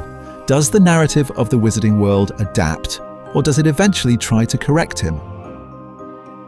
In the months after the Battle of Hogwarts, the world insists Harry Potter has finally come home to reality. But reality for Harry has become a negotiable concept. When you have walked into the forest to die, summoned the dead, and then walked back out holding all 3 Hallows, the boundary between cause and effect does not feel quite as fixed. We deconstruct a timeline where this boundary begins to fray in small, deniable ways. A chandelier in a crowded Diagon Alley pub snaps its chain. It should crush Harry but swings just wide, showering him in glass while the witch behind him breaks her arm. A cursed letter meant for him is misdelivered to a minor ministry clerk, whose desk explodes 5 minutes before Harry's scheduled visit. A training curse in aura practice veers off his chest and hits a wall, leaving Harry blinking untouched in the center of a smoking ring. At first, everyone calls it luck. Of course, the boy who lived has improbable survival, but the pattern builds and the subtext is brutal.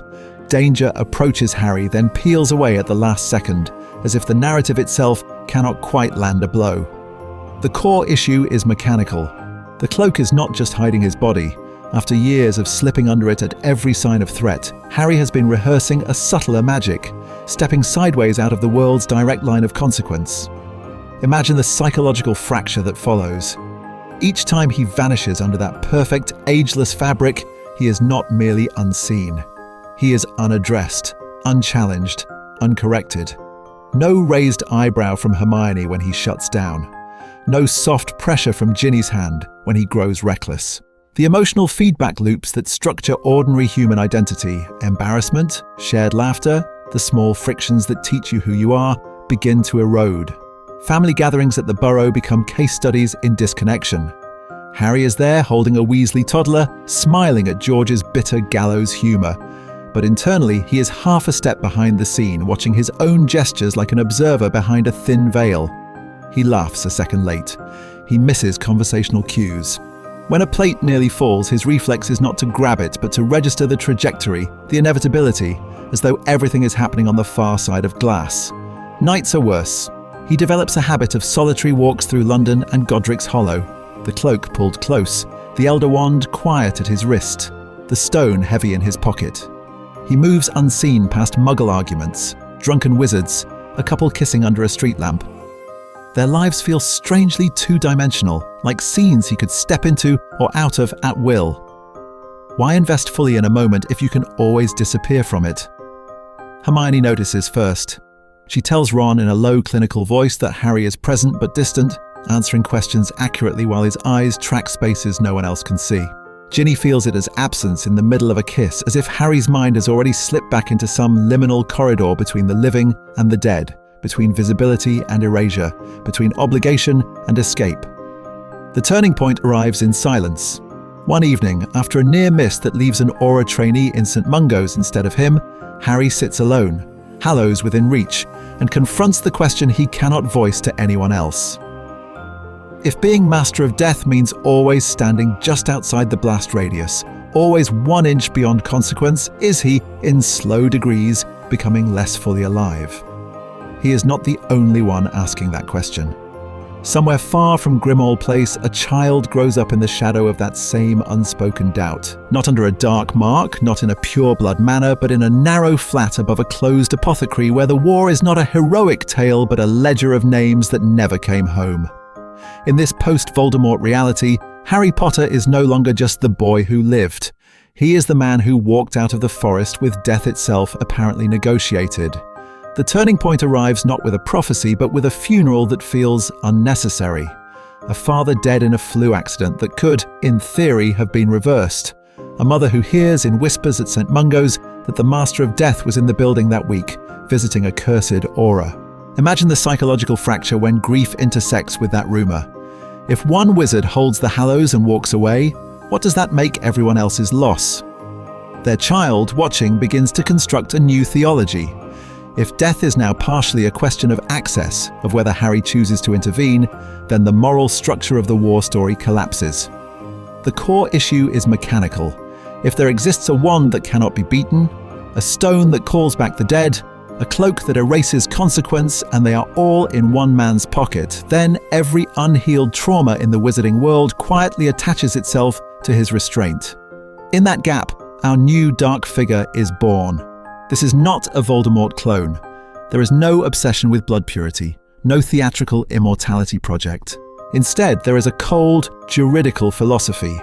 If power over death exists and is hoarded, then refusing to use it is an act of violence.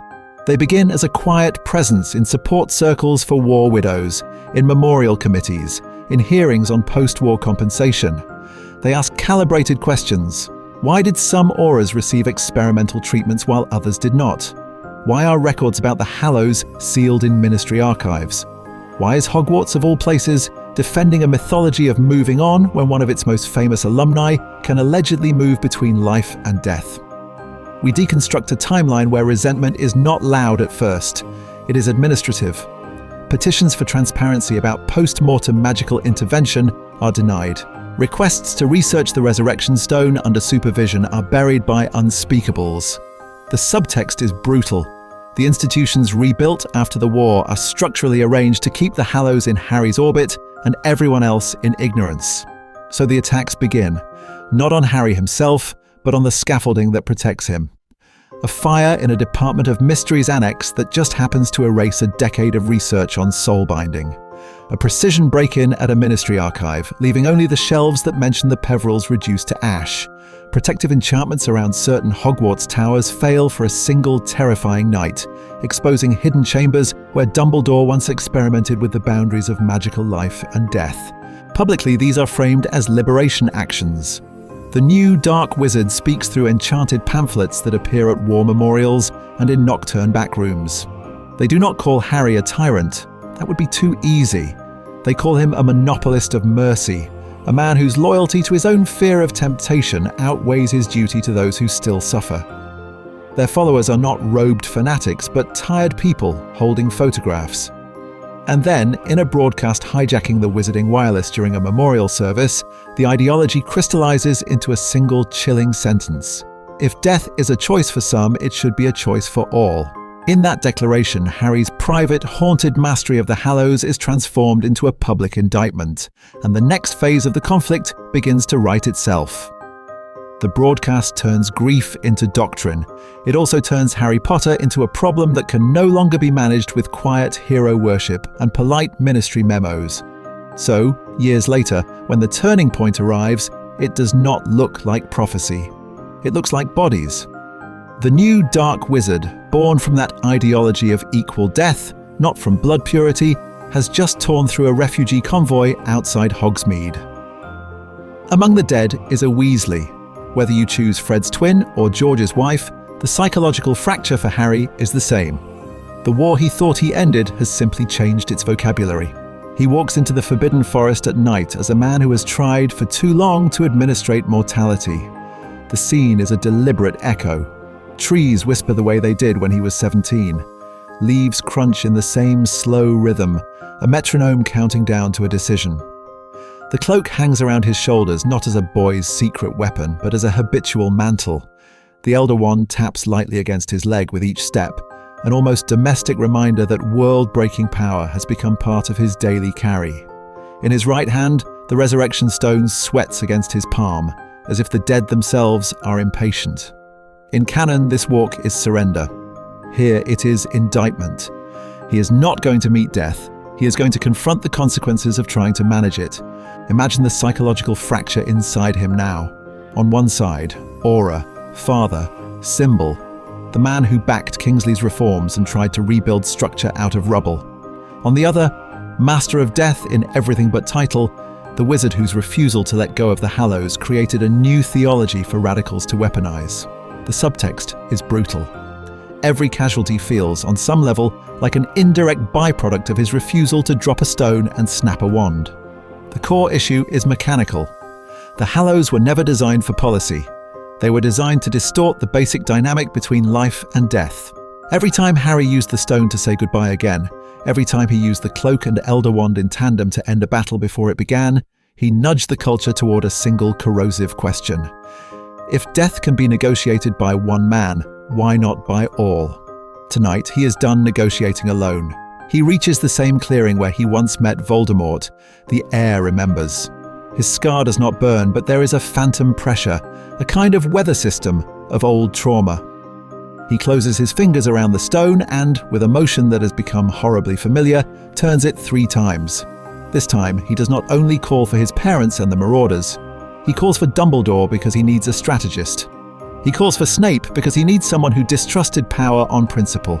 And very quietly, he calls for Voldemort because he needs to understand what it means to be the axis around which death itself rotates.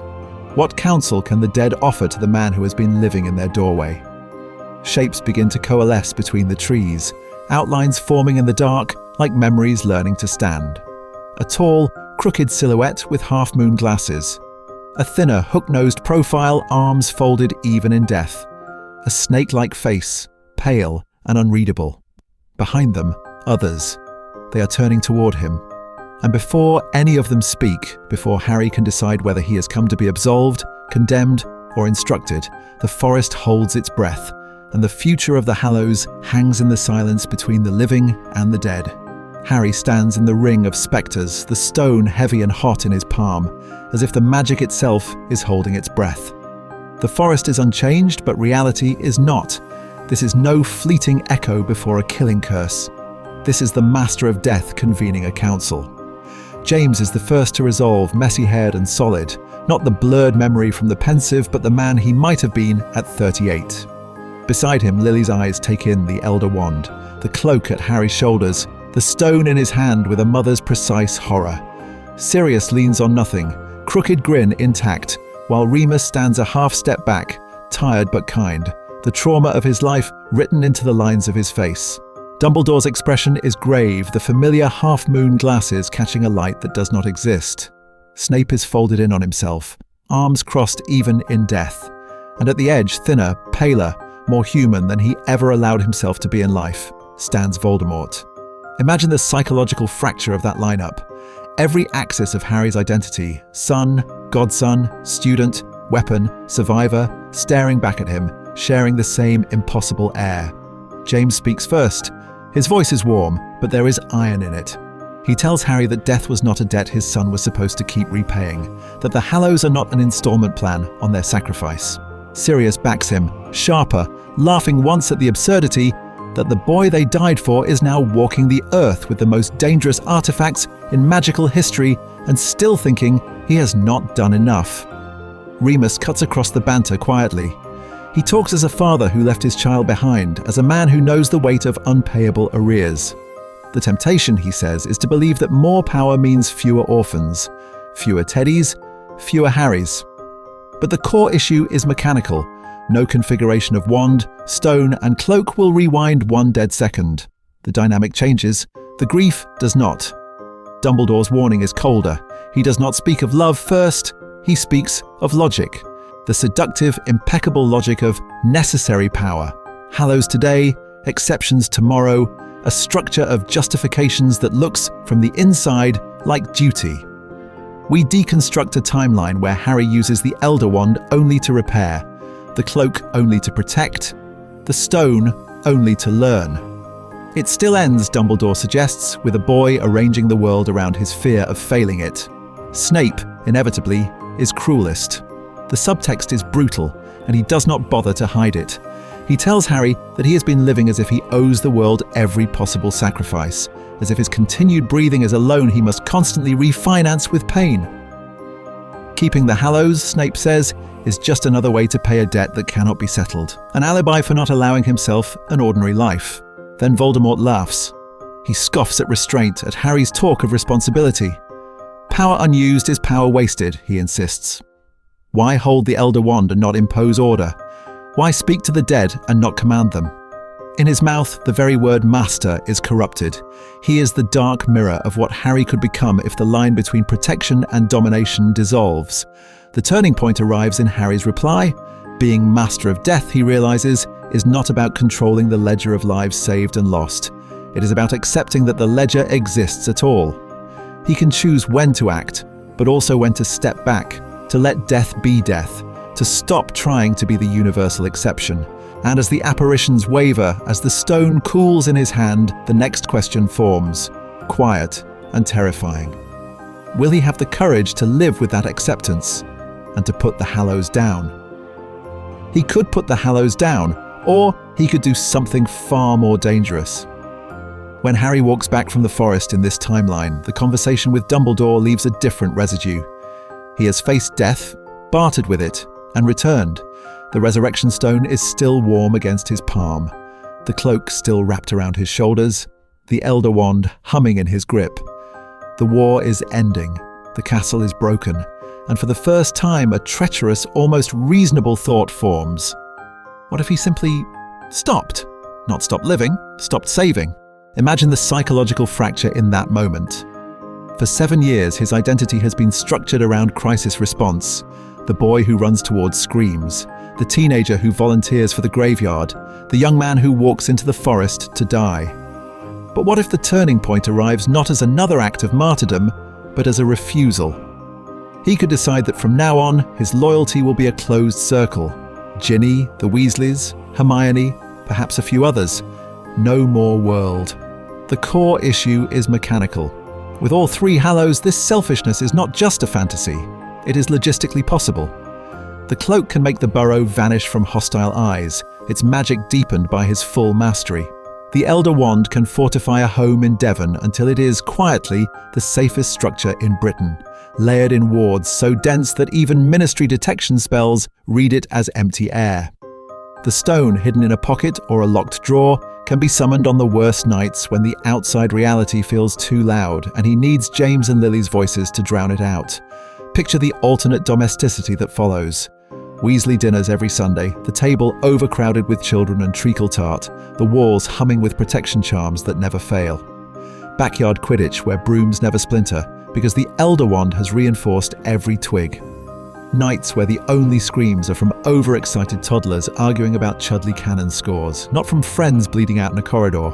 In this sealed-off timeline, we deconstruct a timeline where Harry Potter finally lives the life Molly Weasley always wanted for him. Safe, small, fiercely defended. And here the subtext is brutal. Because this is not the cartoon villain's choice to rule. It is the exhausted survivor's choice to retreat. Would you really walk away from that if you had the power to make it real? Would you honestly choose the endless emergency over the kitchen table? The pattern interrupt is that, for once, the selfish option is emotionally sympathetic. It is not about greed, it is about trauma management. Yet the cost accumulates immediately. Every owl from Kingsley asking for help with post-war purges, every report of surviving Death Eaters regrouping abroad, every injustice in the new Aura files becomes a decision point. To ignore is not neutral anymore. It is an active choice made by the one wizard who could tip the balance with a wand flick. Harry would know this. Each untouched file, each unvisited crime scene would etch another fracture into his carefully protected peace. The Hallows can shield his family from the consequences. They cannot shield his conscience. And as the burrow glows behind those impenetrable wards, another question starts to press in from the dark edges of the map.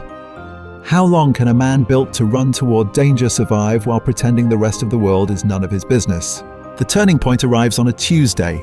Not with prophecy, not with a duel, but with smoke over Diagon Alley and a headline that might as well be a curse. Master of Death abandons us.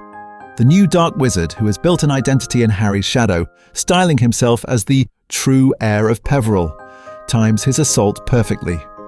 Warded shops implode, Gringotts' outer steps are scorched black, and a dozen Muggle-born children vanish in a coordinated snatch. Within hours, the narrative calcifies. This is happening because Harry Potter hoards power and refuses to use it. Imagine the psychological fracture this creates in a society still held together by trauma and denial.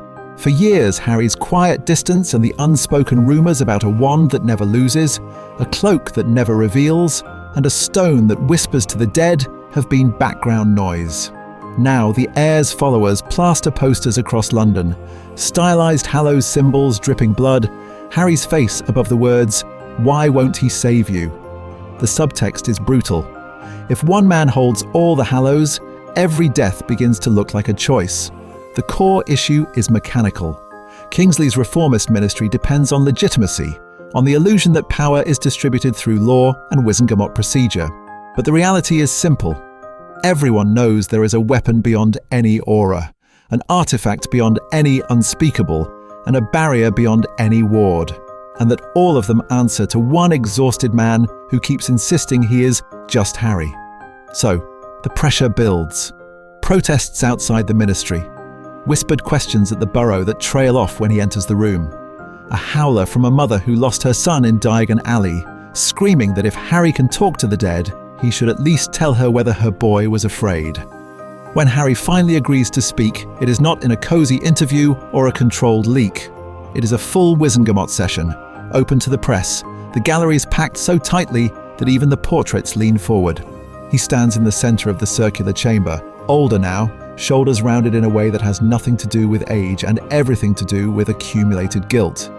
The Elder Wand is holstered at his side, but everyone can feel it in the room, like a pressure change. He does not start with legend. He starts with the forest.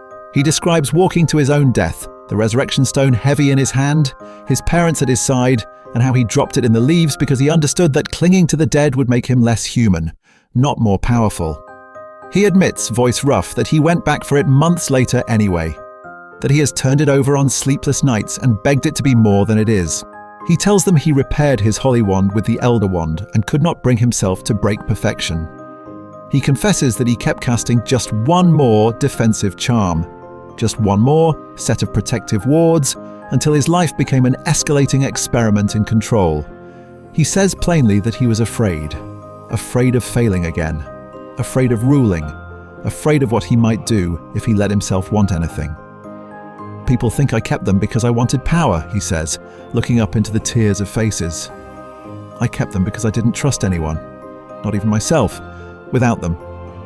The reaction fractures along old lines. Some feel betrayed that the boy they turned into a symbol has been quietly consulting the dead and testing the limits of unbeatable magic while they rebuilt their lives on ordinary courage. Others are disarmed by the specificity of his shame. Tears track down cheeks in the gallery as he describes counting every name from the Battle of Hogwarts on nights when the stone offers no comfort at all. A smaller, colder faction hears only confirmation. No one person should ever be the axis of life and death. Then Harry does the one thing no one expects. He steps back from the center of the chamber. I won't make decisions about the Hallows alone anymore, he says. If I'm the master of death, it's because all of you let me be. That ends today.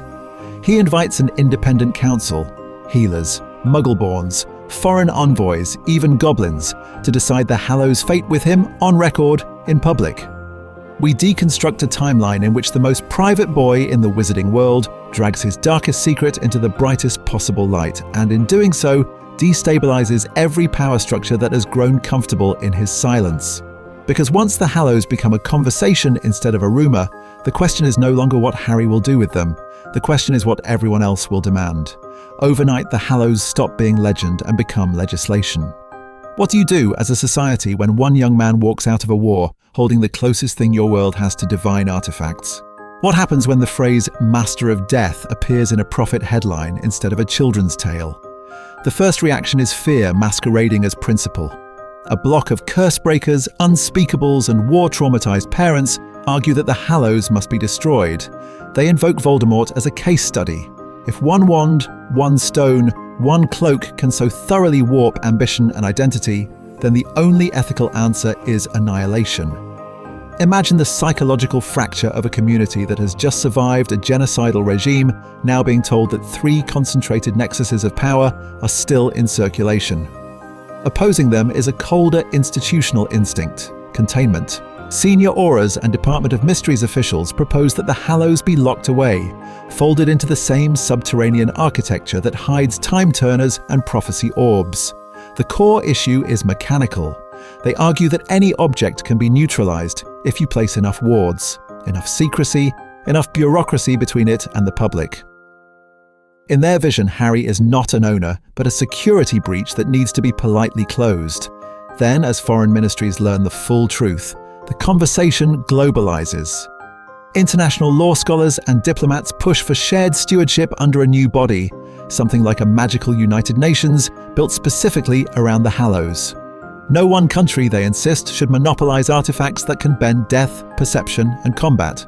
Here we deconstruct a timeline where wizarding geopolitics is suddenly forced to admit that its balance of power can be upended by a single cloak draped over the right shoulders. And finally, there is the smallest faction, but the one that unnerves Harry most. Those who insist the Hallows should remain with him. Their argument is disarmingly simple. He has already refused to abuse them. He ended a war instead of founding an empire. In a reality defined by trauma and betrayal, his loyalty to Restraint becomes a political doctrine. Trust the boy who walked into the forest to die. Hermione stands at the intersection of these pressures and refuses to accept a binary. She spearheads what becomes known as the Hallows Accord, a draft framework that treats the artifacts as sui generis, neither ordinary property nor simple contraband. The Accord proposes rotating oversight, mandatory international review, and, crucially, recognizes that Harry's relationship to each Hallow is legally distinct. The cloak is a Potter heirloom. The wand was won in fair combat. The stone was discovered on Hogwarts grounds. Each status triggers a different clause, a different jurisdiction, a different ethical headache. This is where the subtext is brutal. Wizarding property law has always been comfortable with lineages and vaults, with wills and goblin contracts. It has never had to confront the idea that some magic might be too structurally dangerous to belong to anyone. The Accord debates become a referendum on ownership itself. Can you inherit a cloak that can hide a government? Can you win a wand that can unmake armies? Can you find a stone that tempts the grieving world to claw at the veil? Harry listens to all this from the gallery, from corridors, from the back rows of hastily convened committees, and feels like an exhibit. He hears his name followed by phrases like precedent, custodial liability, post-traumatic decision-making capacity. He is discussed as if he were a case file rather than a person. The turning point arrives when he realizes that, humiliating as it is to have his motives dissected, the burden is finally diffusing.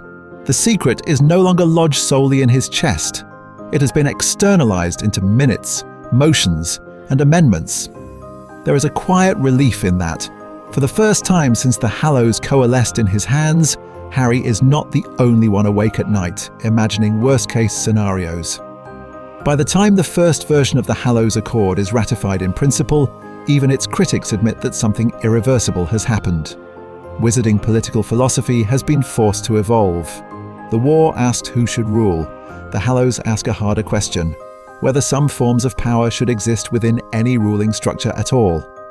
Whatever final custody arrangement the Accord produces, destruction, vaults, shared guardianship, or a conditional trust in Harry, the echo is already spreading. Future debates on cursed artifacts, on experimental magic, on the limits of state power will all trace their lineage back to these hearings. In this alternate history, the Hallows do not merely end a dark era. They become the hinge on which the next century of magical governance swings. The hearings move from abstract theory to spectacle the moment the venue changes. This is no cramped committee room now, no quiet cluster of parchment and precedent. The full Wizengamot sits in tiered stone, robed in deep plum, with an overflow gallery of foreign envoys pressed in along the upper ring. French blue, Bulgarian crimson, the muted earth tones of a Ugandan delegation, an improvised international council chamber wired together by magic and anxiety. Outside, every major square in the wizarding world is a viewing hall. The Ministry's great atrium, the rebuilt Great Hall at Hogwarts, even a hastily warded space in Diagon Alley, all filled with ordinary witches and wizards watching via shimmering projections. The Hallows gleam on every surface, painted by light and rumour. After months of debate, the structure is clear. Kingsley's government cannot simply seize the artifacts without detonating the fragile legitimacy of the post-war order. The International Confederation cannot ignore them without admitting that its own laws on cursed objects are more theatre than reality. So they agree on a compromise that is both elegant and dangerous. They will not let Harry decide alone, but they will let him speak first. His recommendation will be heavily weighted, a phrase that sounds procedural and bloodless until you realise half the chamber has already written their votes around whatever he is about to say. The core issue is mechanical. One boy, 3 artifacts, a world projecting its fear and hope onto his silhouette. But underneath that clean equation, the subtext is brutal. Imagine the psychological fracture in Harry, the part of him that still wakes up expecting a war, hand reaching for the Elder Wand before his eyes are fully open. The part that wants to walk away, to be a husband and father who does not carry a resurrection stone in his pocket, like a promise he is terrified to keep. And the part that has learned, painfully, that his power has limits, that he cannot keep everyone alive no matter how many Hallows answer when he calls. He has tested those limits in quiet, unreported ways. Nights staring at the stone, feeling the temptation to see his parents, to ask Dumbledore one more question. Days when the cloak is not a relic but a retreat, a way to vanish from the expectations that now structure his every waking moment. We deconstruct a timeline in which the boy who lived is also the man who cannot quite put death down. When the turning point arrives, it is almost mundane. A clerk calls his name. Quills hover. The Hallows are brought forward, not wielded, but displayed. The Elder Wand rests in a containment field of pale blue light, the stone on a velvet pad etched with runes, the cloak folded with almost domestic care. Harry stands. He looks smaller than the legend, but more solid than the boy. His gaze tracks the tears. Former Death Eater's children. Battle-scarred auras. Foreign ministers who have never seen Hogwarts, but will vote on its future. Somewhere, a projection carries his image into the Great Hall, where students sit under a ceiling charmed to show this chamber instead of the sky. He does not raise the wand. He does not touch the stone. His hands stay at his sides. "I have spent my whole life," he begins, voice steady but low, "trying to stop people from deciding who lives and who dies." The chamber leans forward, and before the first word of his recommendation leaves his mouth, the scene and our timeline hold their breath. He does not let the silence rescue him. He steps into it. "No one," Harry says, and his voice carries now, "should decide alone who gets to reach old age, and who gets marched into the forest at 17. He lets them sit with the image. Not Voldemort, not Dumbledore, not me. This is the pivot. We deconstruct a timeline where the boy who survived could, in theory, now choose who never has to die at all. Being Master of Death isn't about outwitting it, he continues. It's about admitting it isn't ours to command. The Hallows don't make me wiser. They just make my mistakes bigger.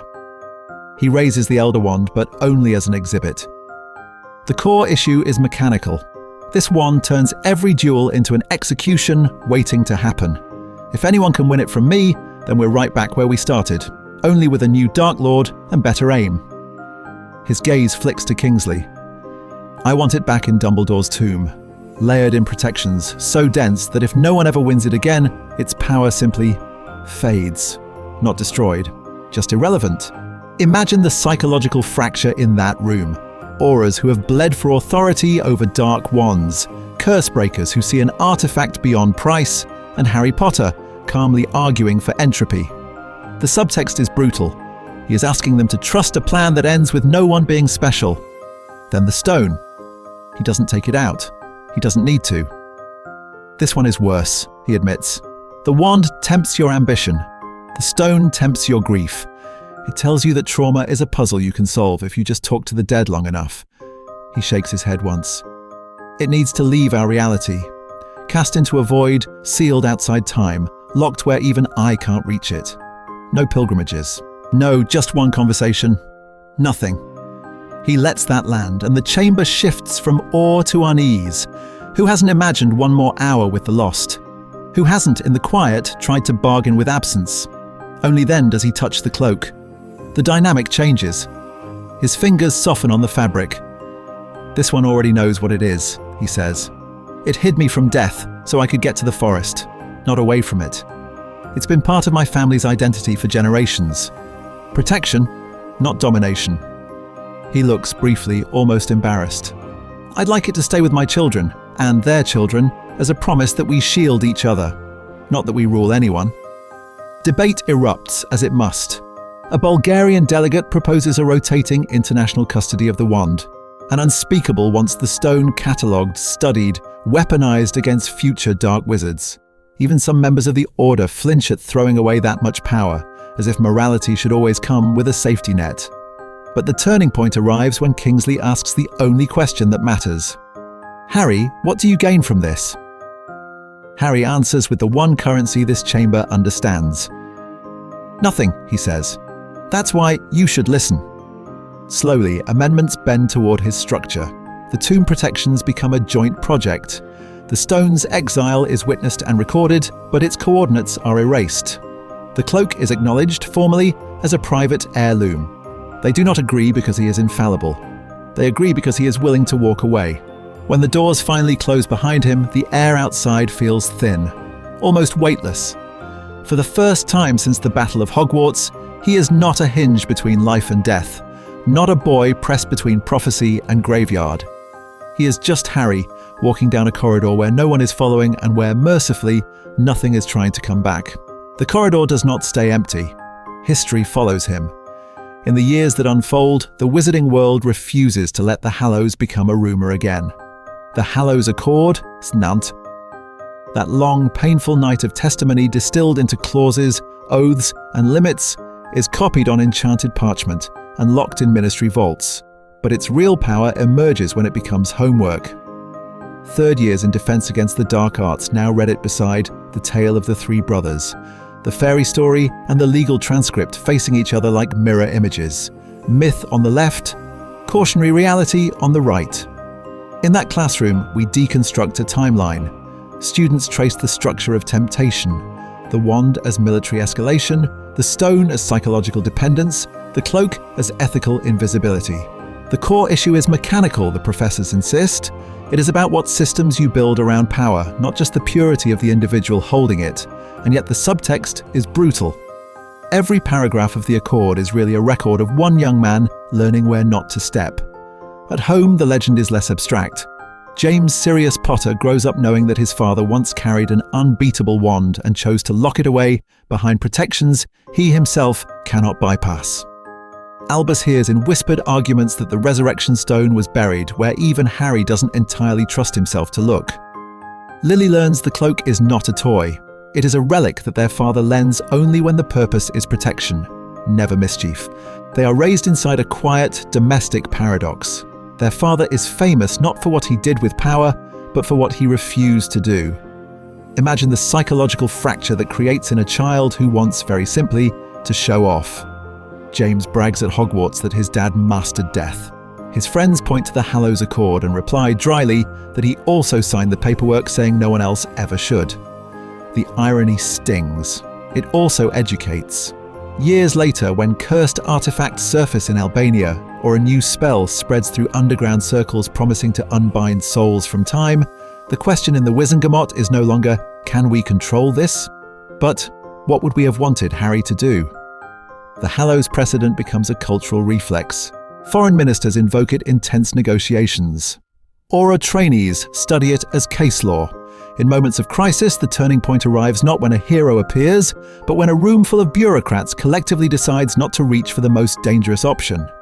And still, life insists on being ordinary. On a cold Saturday, Harry and Ginny sit in the Hogwarts stands, watching James dive for the snitch.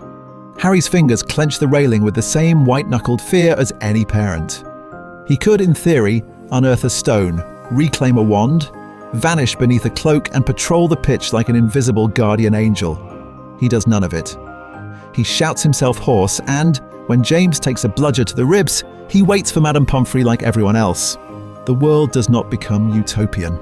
Dark wizards still rise, and some still whisper that if Harry truly is Master of Death, he should have done more, fixed more, resurrected more. There are still names carved into new memorials. But the conversation has shifted. Children at Hogwarts now argue, not about whether death can be cheated, but about whether it should be. The Hallows are no longer a scavenger hunt. They are a case study in restraint. In this long epilogue, the magic has not changed. The identity of the world has. Power is still terrifying. Trauma still echoes. Yet, because one boy once held all three Hallows and chose to let them go, every future temptation has to answer to that choice, and to the quiet human reality of a man in the stands, watching his children fly and accepting that some outcomes must remain beyond his control. When we deconstruct a timeline like this, the temptation is to focus on the fireworks, the duels, the politics, the spectacle of a boy walking away from death with all three Hallows in his hands.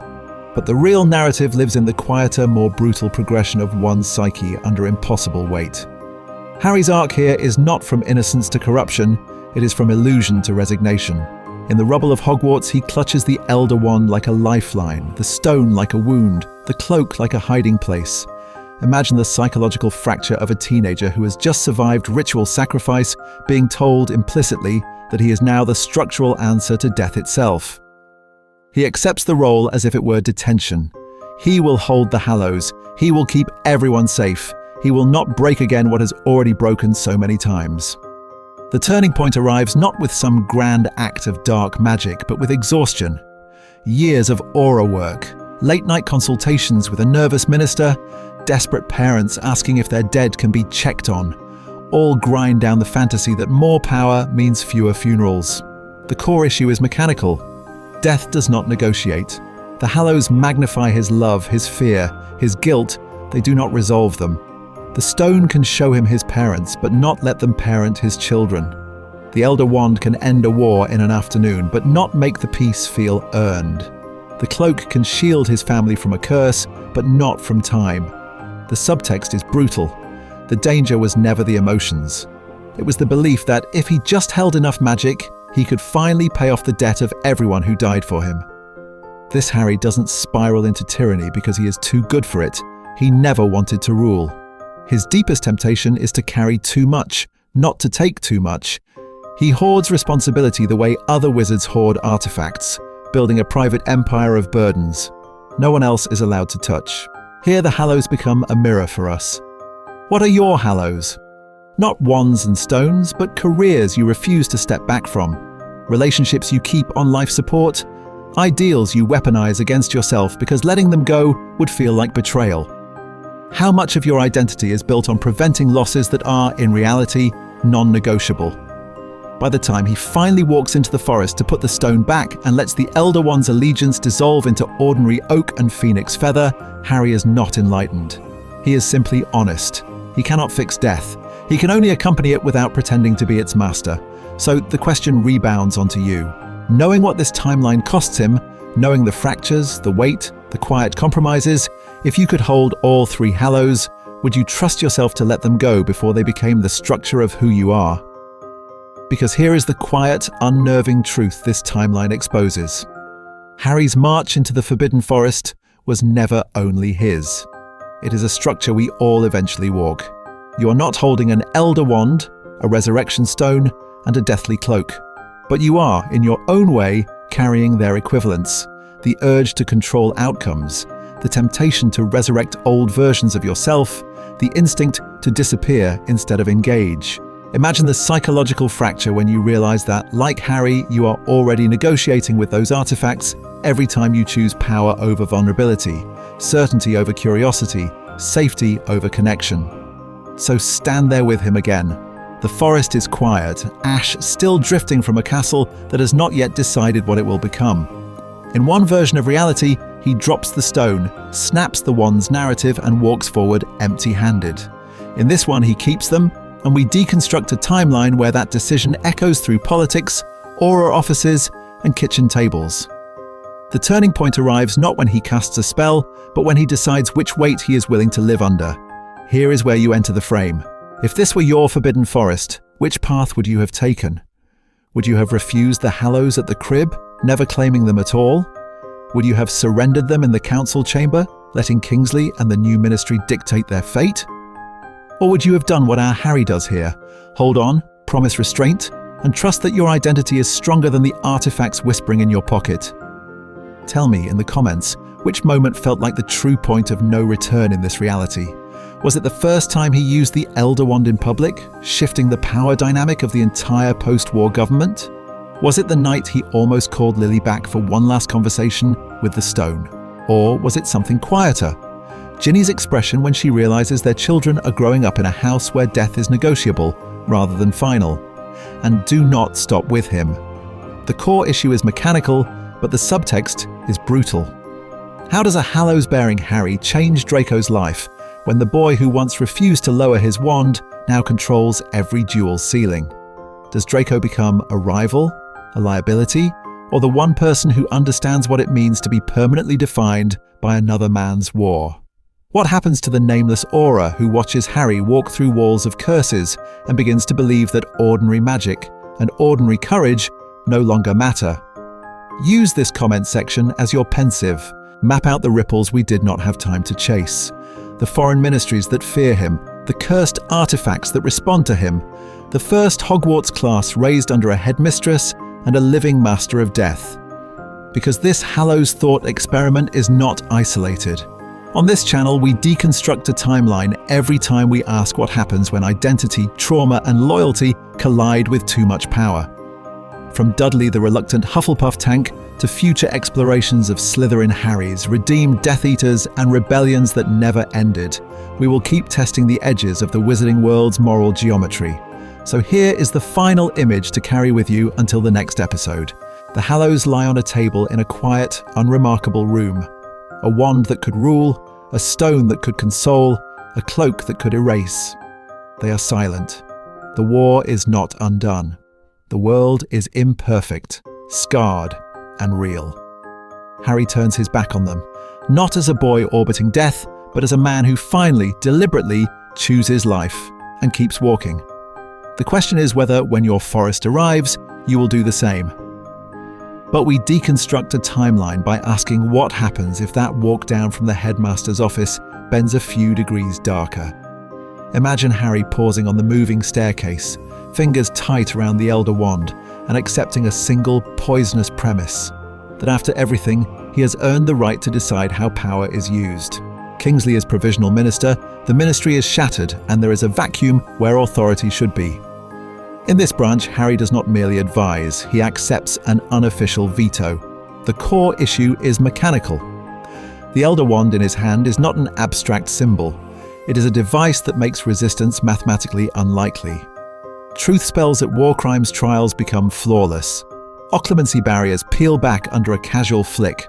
When Yaxley lies on the stand, Harry's wand makes the lie physically impossible. No one protests when a Death Eater is compelled to speak. Why would they?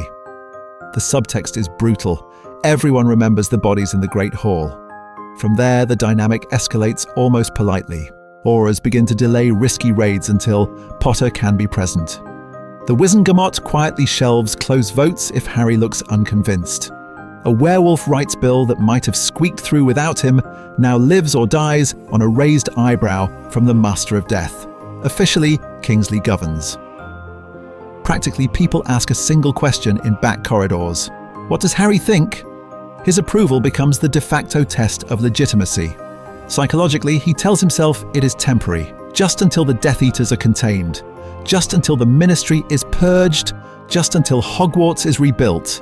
Each overreach is framed as an act of loyalty to the dead, not a betrayal of the living. Imagine the psychological fracture when the boy who once raged against Umbridge's quill now signs off on invasive surveillance charms, because this time they are only for known sympathizers. The turning point arrives in a smaller room than you would expect.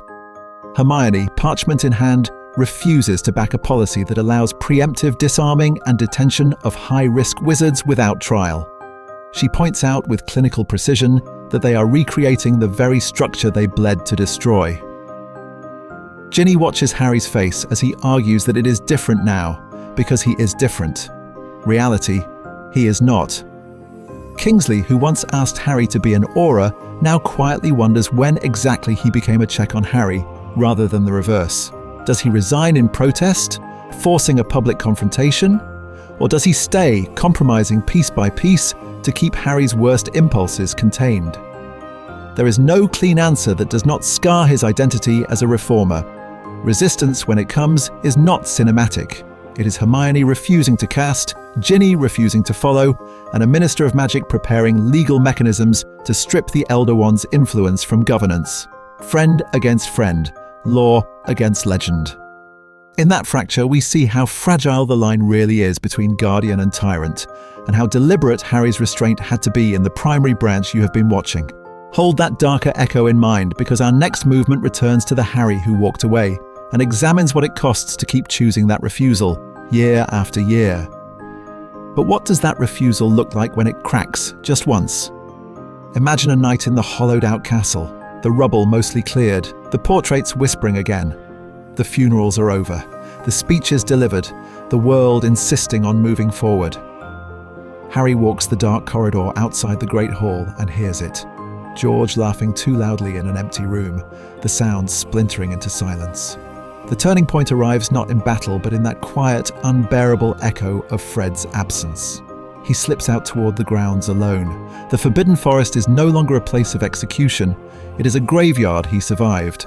Under the same trees where he once dropped the stone and chose life, he now kneels and calls it back with deliberate magic, fingers closing around the cold, familiar weight. The core issue is mechanical. Rotate 3 times. Think of one name and trauma becomes consultation. He chooses Fred. Fred appears the way Harry remembers him last, grinning, eyebrows raised, alive with mischief. Reality bends, but only at the edges. There is no warmth when Harry reaches out, no heartbeat, just an outline that speaks in Fred's voice and calls him Potter with that teasing, infuriating affection. They talk about George, about the shop, about how unfair it all is. Harry apologizes for surviving again, for being the axis around which death keeps spinning. The conversation is both mercy and knife. Fred jokes about haunting Percy's paperwork, about demanding a better memorial than a plaque, and for a few minutes Harry can pretend this is simply another late-night strategy session in the room of requirement. But imagine the psychological fracture when he realizes he is editing his own grief in real time, choosing which version of Fred to summon, which memories to rehearse. The subtext is brutal. This is not resurrection. It is curated haunting. When Fred fades, Harry feels lighter. That is the trap. It worked. He said the things he never had time to say. He heard, or believes he heard, Fred's blessing to keep going, to be happy, to stop blaming himself. In that moment, the stone ceases to be a lethal legend and becomes something much more dangerous, a coping mechanism that functions. From there, the rationalizations write themselves. He will only use it on anniversaries. Only when Teddy asks about Remus and Tonks and deserves an answer from more than photographs. Only when Ginny is in St. Mungo's, in labour with their first child, and he wants James and Lily to see what their sacrifice purchased. Each only carves a new path through the forest, footprints hardening the route he once swore never to walk again. We deconstruct a timeline where Harry's loyalty to the dead quietly competes with his loyalty to the living. Every major decision acquires a spectral consultation phase. Remus weighing in on Aurora reforms, Dumbledore's shade asked about Elder One governance, Fred mock-approving risky jokes with the press. It feels responsible, it feels like using power well. But the dynamic shifts. The living world begins to blur, its authority diluted by a chorus of echoes that never have to face consequences. Harry, who once defined his identity by choosing to walk to his death without guarantees, now hesitates, waiting for advice from those who cannot be harmed by the outcome. Contrast this with the main branch we left behind, where the stone stays buried in the forest and memory is forced to do its imperfect work alone. That Harry's refusal is not just self-denial, it is structural protection, a hard boundary between remembrance and life that keeps grief inside the realm of psychology rather than magic. In that quieter, harsher reality, he learns to live without rehearsing goodbyes. Hold that tension, because in the next movement we follow the long arc of a Harry who keeps walking back into the trees and ask how long a master of death can avoid becoming a servant of the dead. But now we deconstruct a timeline where one quiet decision shifts the entire emotional geometry of the Hallows. Imagine Harry standing in the ruins of the headmaster's office, looking at the wand and remembering the stone in the forest, and then glancing down at the cloak folded in his hands, the one object that has never demanded anything from him except presence. In this branch, the turning point arrives not with a vow to become Master of Death, but with a shrug. Harry repairs his holly wand, returns the Elder Wand to Dumbledore's tomb with visible relief, and leaves the stone buried in the forest, a secret he refuses to excavate. The cloak, however, goes home with him, not as a relic of a death-obsessed legend, but as a Weasley Potter household accessory filed mentally somewhere between the family clock and a box of Zonko's products. The reality of its use is disarmingly mundane. Ginny catches him sneaking down to the kitchen under the cloak to steal treacle tart and joins him, laughing when Creature pretends not to see the floating plates. Later, James and Albus use it for midnight raids on Uncle Ron's biscuit stash, or to orchestrate chaotic surprise birthday entrances for George at the shop. The cloak's magic is still profound, but the psychological association changes. Not isolation in dark corridors, but mischief, loyalty, and shared conspiracy. And here, the core issue is mechanical. In the original structure of his adolescence, the cloak functioned as a barrier between Harry and other people, a portable shell he could vanish into when trauma spiked. In this Divergence, it becomes the opposite. You do not use the cloak alone because the fun requires witnesses. Imagine the psychological fracture that might have occurred if he'd used it to stalk the dead. Instead, the fractures in his identity are stitched with late-night laughter and the quiet intimacy of shared secrets. His children grow up with a different dynamic around invisibility. The cloak is powerful, but it is also passed around, argued over, occasionally misplaced under a pile of Quidditch gear. Secrecy becomes collaborative rather than hoarded. Power is something you lend your siblings so they can execute a ridiculous prank on Aunt Hermione, not a private throne you sit on in the dark. They learn almost by osmosis that magic which hides you can also connect you depending on how you frame its purpose. There is a cost. By treating the cloak as a toy, Harry delays any deep interrogation of its metaphysical weight. He does not ask what it means that this fabric can slip him out of death's line of sight.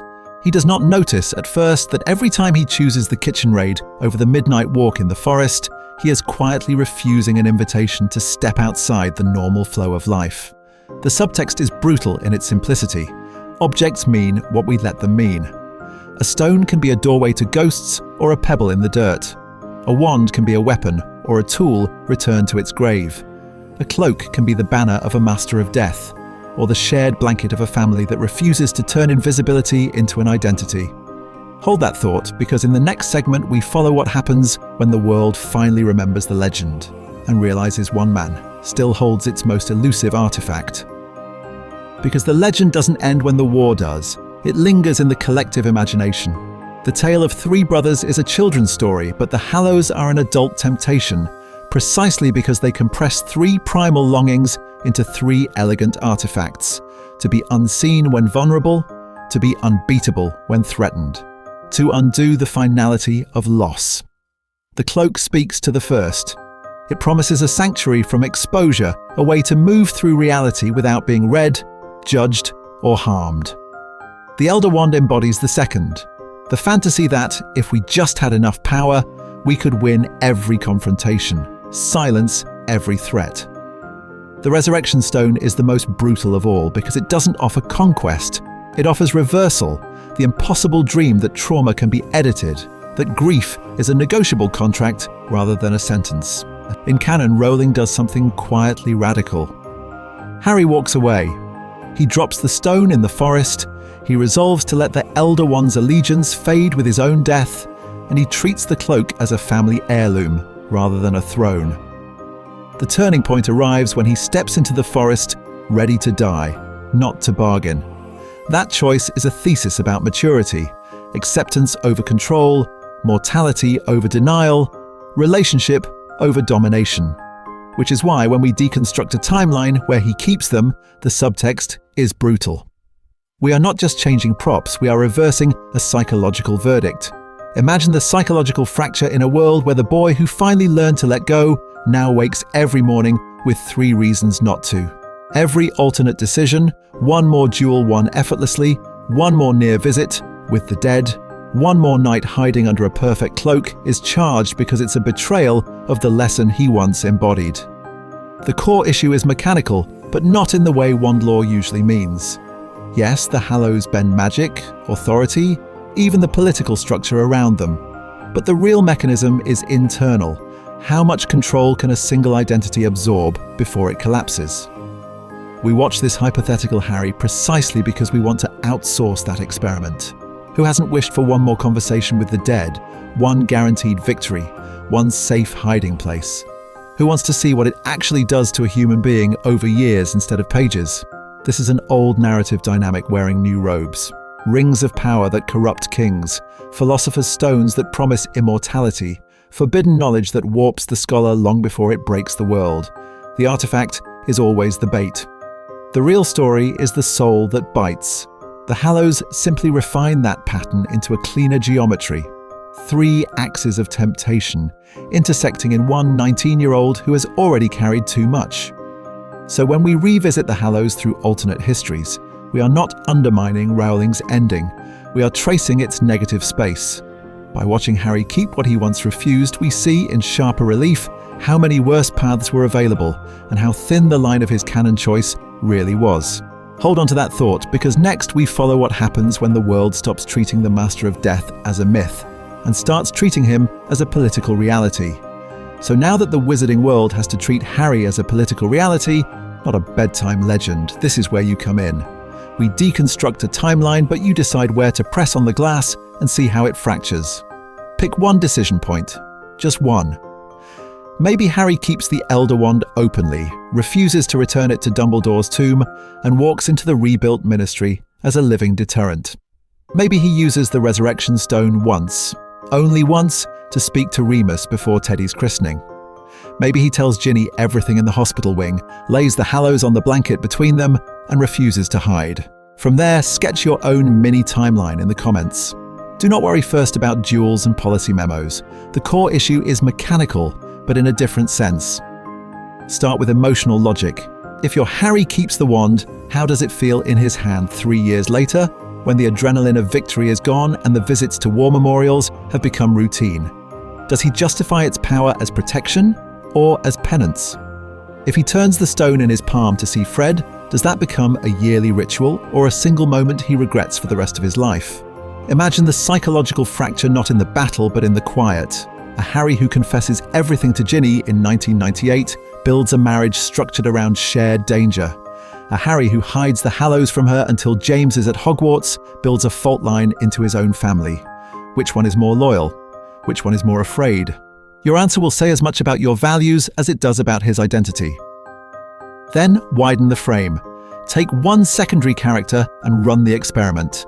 How does Neville react to a Harry who still carries the Elder Wand at Aura briefings? Does his own leadership harden in response, or does he become the one person willing to say, "Put it away"? What does Luna see when she looks at the cloak now bound to the Master of Death? Comfort, or imbalance in the magic of the world? You can push further. McGonagall, weighing the pros and cons, decides to take a stand. She's not just a teacher, she's a guardian of the light. You can push further.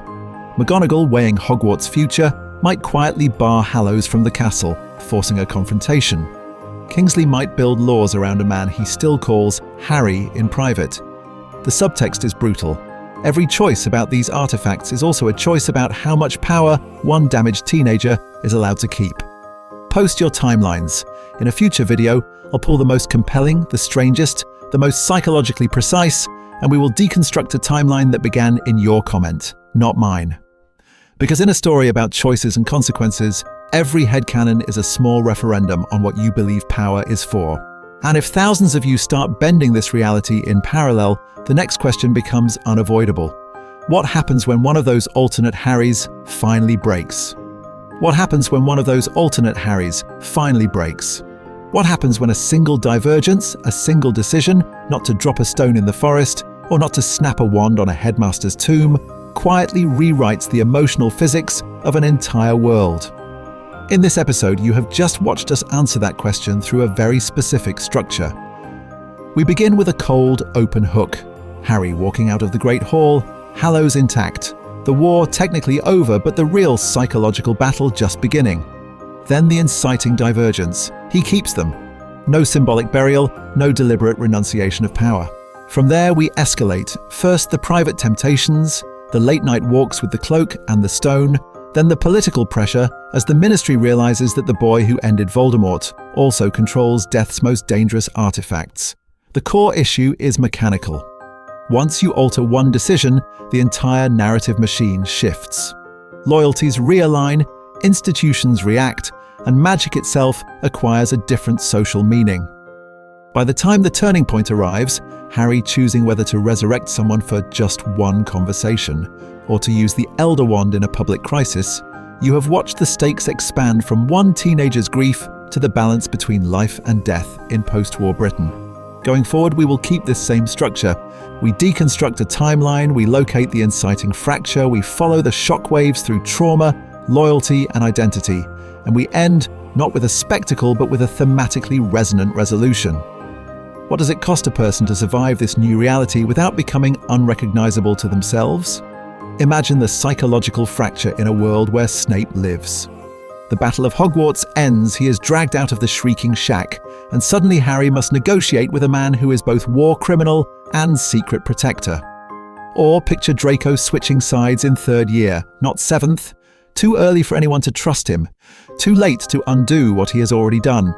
Or Voldemort actually understanding the prophecy, choosing to groom Harry as a weapon rather than trying to kill him. In each of these, the plot is only the surface. Underneath, we are stress testing the core of a character. How far can you bend Harry, Hermione, or Draco before they fracture into someone else entirely? And we are not done with the Hallows. This was one angle. You can already feel the others. What if Dumbledore had succeeded in uniting them and actually kept them? What if Grindelwald had never fallen and the Elder Wand remained the open symbol of a global magical dictatorship? In the comments, propose the divergences that haunt you. The moment a hand closes around a wand, a stone, a cloak, and history quietly pivots. This channel will not chase quick power-level hypotheticals or tally who could defeat whom in a duel. The project here is slower, more forensic. We will sit with the characters, with their psychology, with the brutal subtext of their choices, and ask what power does to them over years, not minutes. If that is the kind of alternate history you want, deliberate, character-driven, structurally precise, then stay. The next fracture is already waiting. So now we deconstruct a timeline that doesn't belong to Harry anymore. It belongs to you. If, right now, the Elder Wand rested in your hand, the Resurrection Stone pressed into your palm, and the Invisibility Cloak lay across your shoulders, what is the very first thing you would be tempted to do? Not the noble, polished answer you think you should give in public. The real one. Would you walk into your government and quietly restructure power so no one like Voldemort could ever rise again? Would you close your fingers around the stone and ask just once for a lost voice to come back and tell you that you did enough? Or would you disappear under the cloak and finally escape every expectation that has ever been placed on your identity? Imagine the psychological fracture between those options. Each choice is not a confession of weakness. It is a map of what you value. In the comments, write the exact first act you take with all three Hallows united. Name the person you'd try to protect. Name the wound you'd try to fix. Name the fear you'd hide from. You are not admitting failure. You are revealing the structure of your loyalty, the private architecture of your trauma and your hope. Then step back and ask yourself, does that imagined act feel closer to Harry's path in this video? Or Voldemort's? Or something entirely different? Harry tried to turn power into protection, even when the subtext is brutal and the temptation to control every outcome is right there in his hand. Voldemort tried to turn power into permanence, to weld reality into a shape that could never threaten him again. Where in that dynamic does your instinct land? The core issue is mechanical, but not in the one law sense. It's about feedback loops. Power exposes psychology. Responsibility exposes fracture. If this alternate history made you pause, even for a second, and reconsider what you would actually do with unchecked magic, then let that reflection drive your engagement. Don't just like the video because you enjoyed watching Harry juggle god-level artifacts. Like it if it made you uneasy about what you might do with them. Subscribe if you want more timelines where we slow down, take the fantasy apart, and sit with the uncomfortable questions about power and consequence. Share this with the one friend you know would absolutely press the Resurrection Stone just once, and then argue with them in the comments about whether that's an act of love or an act of fear. In the end, the question isn't whether you could master death, it's whether you'd let it master you.